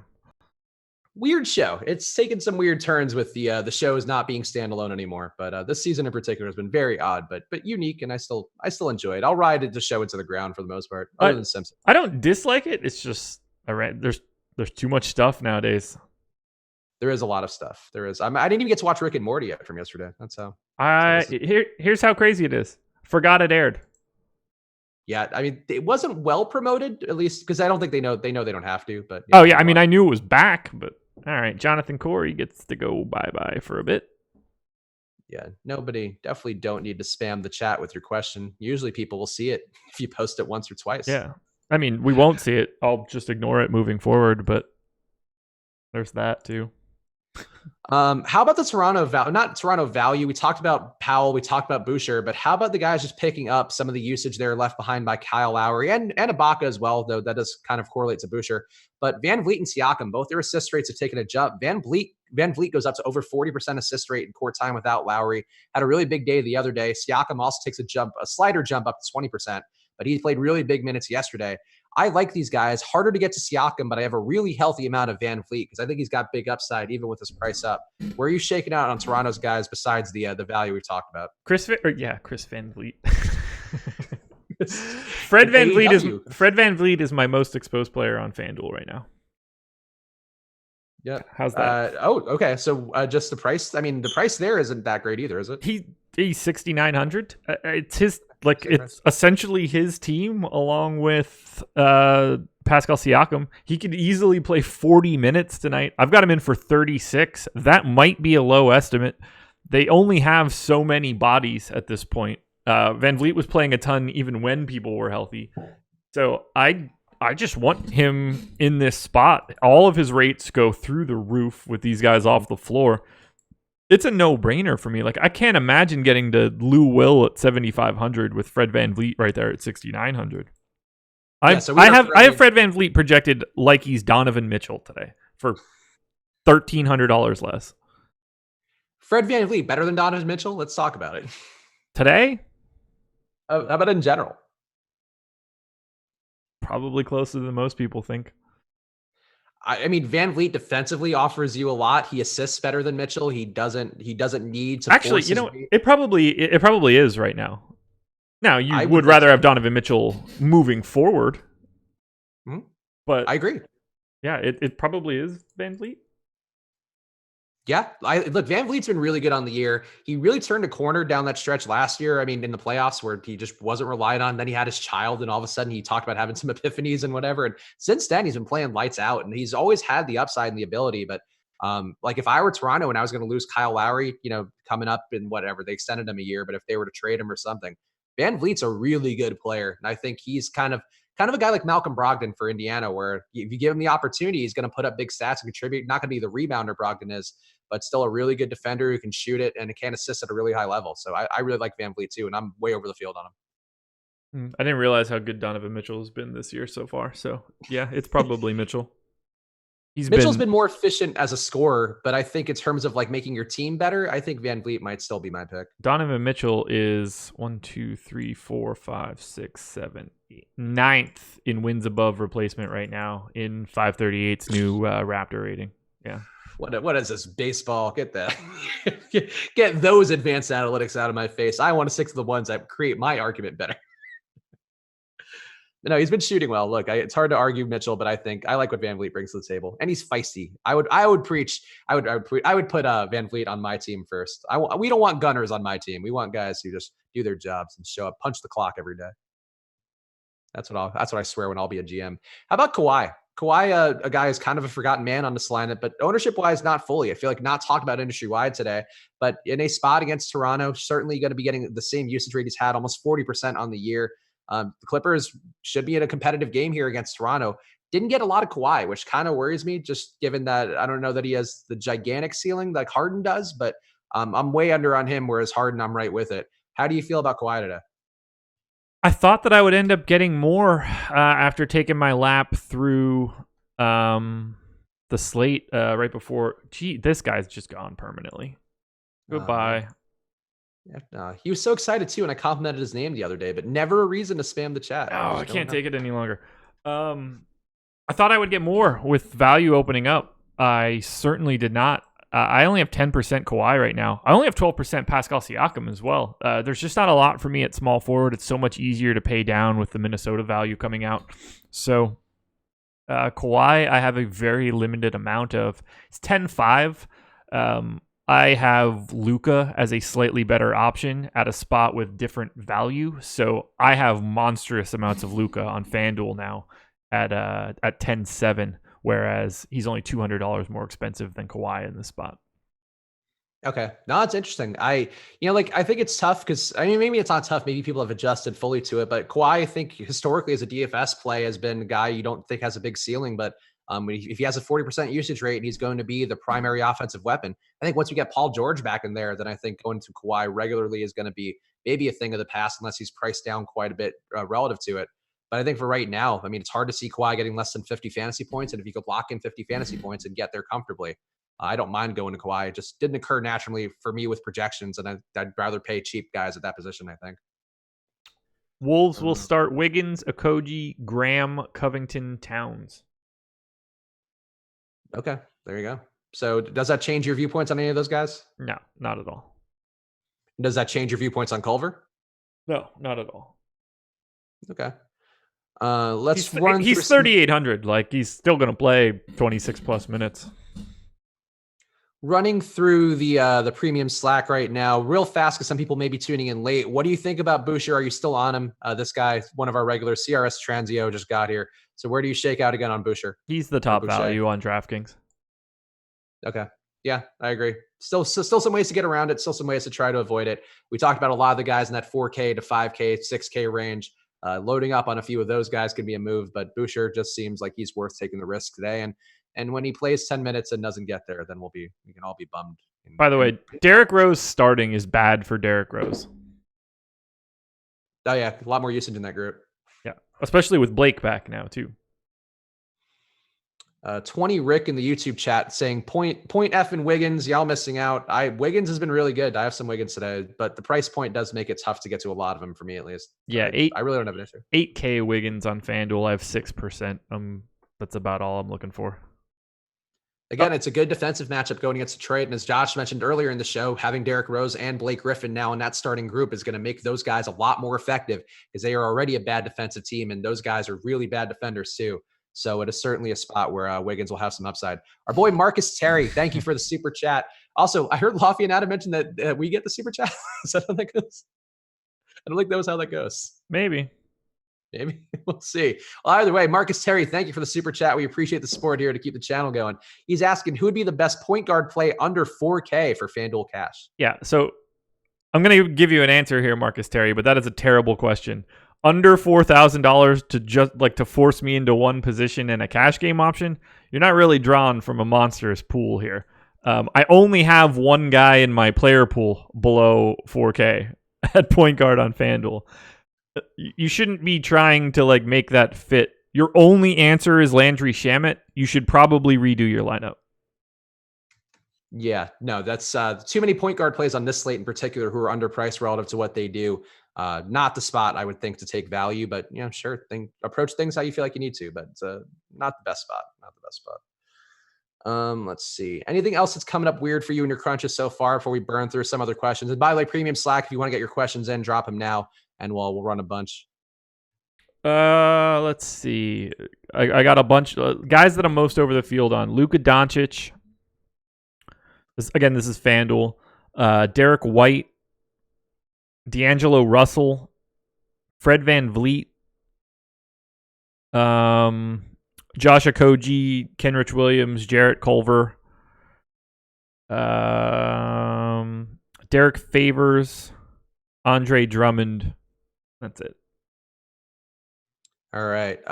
Got some more questions here in the Premium Slack. Any interest in Terrence Mann? I think he's starting. No. I don't think we've seen that news, but no, I wouldn't have interest in that.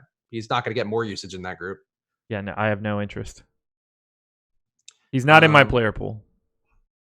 Let's see. We got a projections update, by the way. And again, the projections are free today. Thanks to you guys hitting that like button. So go check. Wait, is it still, did we actually do projections or do we do ownership? Projections. Okay, yeah. So projections are free today, and they just got an update. So if you want to check out that update, go see them now. And you can see James Harden's lofty projection. You can see Karl Anthony Towns being the second highest projected player on the slate points wise. Let's go check that out. I'll drop the link in chat too, so you guys can just click away. There you go. Links in chat. So check that out right now, and they are free thanks to your likes and your support. Oh, boom! All right. I do like that I like that we broke the slate or broke the site with a giveaway because we have 3,000 people in here now. No, that feels good. It's nice to break the site. It's one of the most like satisfying, but also frustrating things. Like I've obviously been doing website stuff for 10 years now. And like we used to get the dig.com traffic. I don't know if you remember that. Yeah. Where like you get 50,000 concurrent users in the span of like 5 minutes. And that like, and breaking your site was like, that's how you learn how much bandwidth you need to have moving forward. So it's certainly a validating moment. So we appreciate you guys helping break our site and making our tech team miserable. Yeah. Sorry, Eddie. Nariki in the Premium Slack asking, how about Rivers? DK 3,400. Is he a good pivot to Boucher? I think he's an interesting one. Not one I'd have a ton of confidence in, given that we have Westbrook in, but I think he's a thought. Would you play any Rivers tonight? He would not be in my player pool. Yeah. For 150, I think I'd be more willing to roll in. Like these guys were just 3,400 and can get some run. It's still hard to see Rivers getting that, but it's hard to me. Like the thought is there where you're targeting the high total game and hoping somebody like Rivers exceeds his scoring value on the day. And I don't hate the thought, but I think he's a tough one. He's my 92nd ranked player today. Not going to get there. So that's a tough rank. Is Mike Check asking, is Tice in play with Cancer coming back? I would say that's a no for me, especially Cancer, not minutes limited apparently, but who knows how much he'll play. How do you feel about Tice? And also Cancer, who I got less of than I thought I would, but he does seem like a pretty strong play. Tice also not in my player pool. Cantor, I don't believe no Cantor as well. Cantor's minutes a bit of a risk, but Dallas has been pretty bad on the board, so I do think Cantor's in a decent spot. I think he's more of his price point would make him a pivot to Favors. I would prefer Favors, but I do think Cantor, if he gets the run, he could certainly have some upside. Just how much is really going to be valid relative to his minutes? Right. Like no one knows how much he's going to play today. So if you think that he's going to play 28 minutes, you should be playing a lot of Venus Cantor. Any love for Tatum from Saz Crib? Any love for Tatum or Jaylen Brown with the Mavs being weak against forwards this year? I always have love for Jaylen Brown. I think his price took a bit of a jump, but I think he and Marcus Smart and Kemba will benefit more from not having Hayward in there than Tatum will. I think Tatum may be a little more usage to go around, but I think just Brown getting more rebounds, getting more assists for him and Kemba and Smart. Both those guys take pretty big jumps. Kemba and Smart do assist wise. I think those are the guys I would like more. But what about you? Do you have any thoughts on Tatum or Brown getting a boost? I have more Tatum than anybody, but I don't really have much of the Boston side. I think this is a pretty crappy game for fantasy, all things considered. I like it a little more than I think you do, but I just didn't let Lander quite as much. But I think Brown has pretty big upside. He shot 18 times in that game that Hayward went out last time. Smart as well. Saw some more assists, saw some more court time. Those are the guys I think can have a little bit of upside here. And I'm with the field on him though, because the ownership has these guys 20 to 10% relatively. So I think that's sort of that's where I think they're worth. They're probably not worth much more than that. 5 minutes to go, everybody. You guys get those lineups in. Go check out those projections if you haven't yet. The link is in the chat from 5 minutes ago. Deciding between two pairs of guys at the same price, MC Grazia is Conley and Murray at $23 or Gobert and Capella at $30. Who would you like? I would go Gobert and Capella. Conley and Murray at 23. Oh, wait, I read this wrong. So Conley or Murray or Gobert or Capella and Gobert or Capella. Okay, so this is obviously a Yahoo question. Yes. Let me look at all these guys together. Okay, so Conley, Murray, 23. I would rather have Conley than Murray and Gobert or Capella. I would rather have... Why the fuck aren't they sorted the right way? And I would rather have Capella than Gobert, especially given the ownership.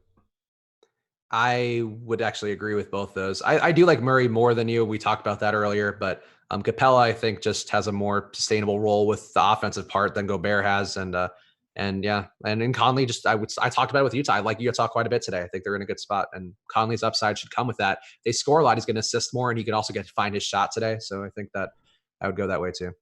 Gobert projected for 3 times as much ownership on Yahoo. So if you're playing a GPP and like you're getting Gobert, just manually switching that to Capella gives you a much better GPP lineup.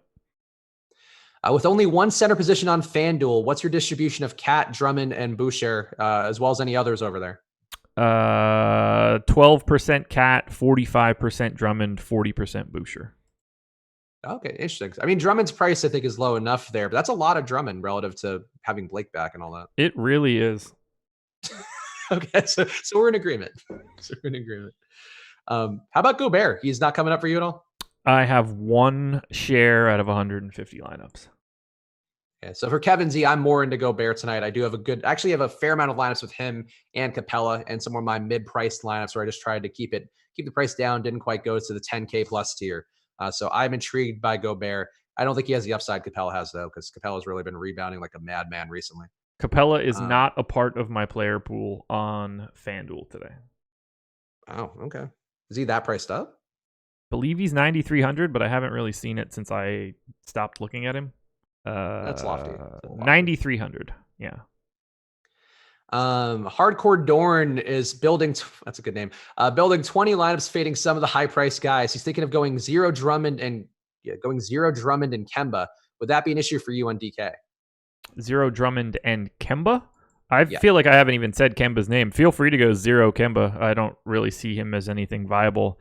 I like Drummond more than most. I'd rather have Towns than Drummond on DK. So I don't think it's crazy. He's 7% owned. It's not going to really hurt you. I would prefer Towns to Drummond too. I do like Kemba enough. I don't think he's going to be breaking the slate though on a day where you have Westbrook at his price and also Harden just being Harden. So I like Van Vliet, like some of these guys. So I think I wouldn't go zero Kemba, but he's like in terms of the guys that you could go zero of, he would be pretty lower down the list of guys I would care about. We got another super chat. Hart or Smart FanDuel GPP. That would be smart for me. That'd be smart for me too. Gets up to 25 assist rate with no Gordon Hayward out there. I think he's got some potential today. Yeah. I don't have any Josh Hart.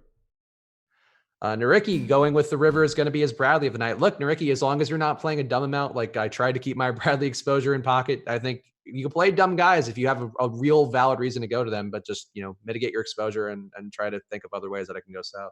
Because there are many when you play these flimsy guys. I have not seen it since I stopped looking at it. That's a sentence Josh just said.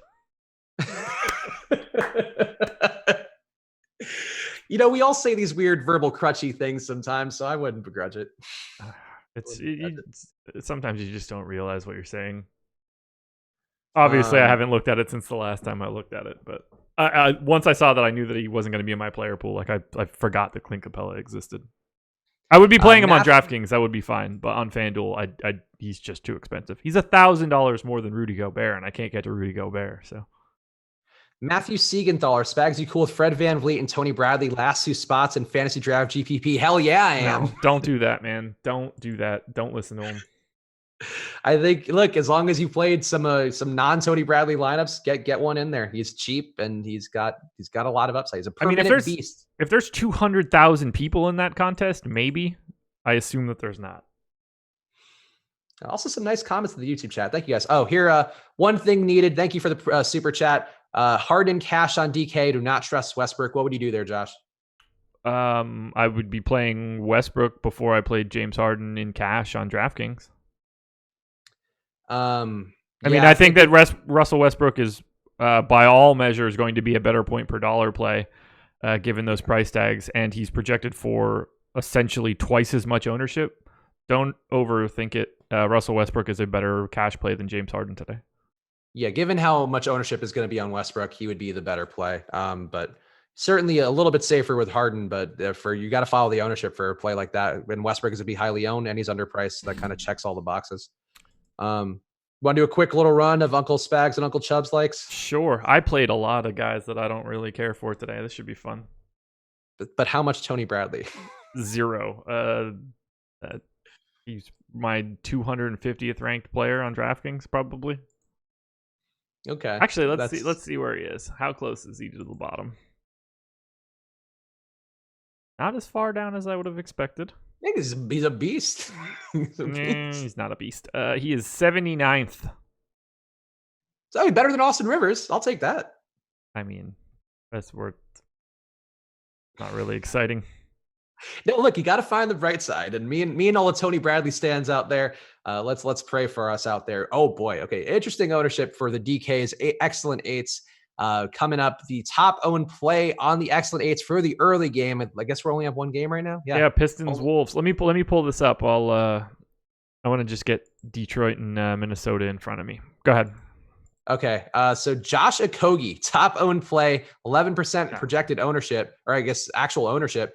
Uncle Spags doesn't like that. I don't like Josh Okogie being the top owned of this game. So I'm going to say no. I don't like that either.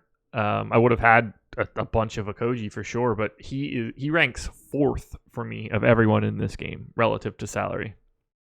Number 2, Karl Anthony Towns at just over 10% expected ownership. How does Uncle Chubbs feel about that? He is my number 1 guy in this game. I think that's probably a little light.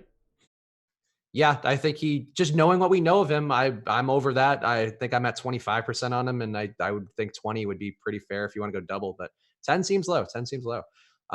Derrick Rose at 9%. How does Uncle Chubbs feel about that? Revenge game for him, but actually in Detroit though. I'm not an advocate of that one. I kind of should have played a little bit because I do like Derrick Rose, but it wasn't on my radar today, and I'm okay with that ownership. But if I played him at that ownership, I think that's fair. He does have some upside, but he's going to lose it being in that starting group with Griffin back. Andrew Wiggins, 7% or under 7% expected ownership. I would like that quite a bit. Uncle Spags approves. Uncle Chubbs, how do you feel about it? I think that's about right. 7,700 is a lot. A little bit cheaper on DK, I think. He's 73. He is 7,700 on DraftKings. Really? No. Okay. Well, in my heart, he was cheaper. So yeah, no. Andre Drummond, 4.5%. That also seems low. So I would be soaked if I had him, but I don't have him. Yeah, I would have had a lot more than that of Andre Drummond. Jarrett Culver, 4.3%. How does Uncle Chubbs feel about that? What was Okogie's number? 10.7. And that was the highest owned guy in this game? Yep. I would have just wanted more Okogie and Cole. Oh, they're 47 and 48. They're not priced like they are. So on FanDuel, these guys are priced at 4K and 3,800. I didn't realize they were that highly priced. I don't have any, since I'm only looking at this game, I don't have relative salaries next to it. So yeah, I think both of those numbers are reasonable. That they're just overpriced. Yeah. I mean, that's like Derek Favors' price or JJ Redick's price. So I would prefer those guys over Culver and Okogie on DK. Yeah, that's a little scurry. Luke Kennard, 4%. I would not want to have any of him today, given his price being up and Rose being back and Griffin being in there. But how would you feel about Luke Kennard? I would have had 0. He's not in my player pool. All right, yeah. All these other dudes, not very relevant, but let's see if anybody... Shabazz Napier, 0.01%. Congratulations. You played yourself, person out there who played Shabazz Napier, but I'm sorry that you played yourself. You should watch the show so you know not to play Shabazz Napier because he's been out. All right, guys, hit that like button before you go. We appreciate all the support. We appreciate you guys crashing websites and setting viewership and like records. Always means a lot to us on the show. Of course, we are very appreciative to our friends over at superdraft.io. If you were still on the stream right now, you're probably a person who really enjoys DFS. You could always be smarter about your money, though, and one way to build your bankroll is take advantage of the deals that new sites have out there. Superdraft.io is giving you a $20 deposit and any $100 deposit or more right now. Use the promo code AWESEMO, AWESEMO right there. Get the $20 free right away. You also have a bunch of overlay in their tournaments for multiplier tournament. You don't even have to know salaries. Just pick your players and go from there. Let's go to superdraft.io and use that promo code AWESEMO for $20 free on $100 or more. And of course, also, we do have our night slate content, including ownership projections and updated player projections. Let's go to awesemo.com/join and use that promo code live before lock for half off your first month. You also find our express packages as low as $3.95 a week. Let's go to awesemo.com/join and find a package that works for you. And Josh, what do you want to talk about before we call it quits? NFL Showdown stream tonight, 7:30. Shit, if I remember who plays in the NFL today, because it is the Niners and the Seahawks in San Francisco. Big game. Emac and Nolan tonight, and then tomorrow, your standard Tuesday affair. However, first of all, you guys get Eddie. That's 1st and foremost. Second of all, PGA is back, so you'll get Ben Rasa and Tim Frank tomorrow at 2:30 p.m. Eastern Time. I will be behind the virtual glass producing that show. Yeah, so tune into the NFL show coming up in a bit. While you have some downtime, too, if you are playing the Showdown slate, check out my Showdown breakdown for earlier today. It's got a new thumbnail, so if you're confused why it's looking different, I've been forced at gunpoint to adapt to the other classy graphics that we're now using for our thumbnail. So go check that out. That's on the channel, too. And we'll be back with you guys again very soon. So tune in for the NFL Live Before Lock. Tune into all the shows tomorrow. Subscribe, hit that notification bell. We'll see you guys again soon. Good luck.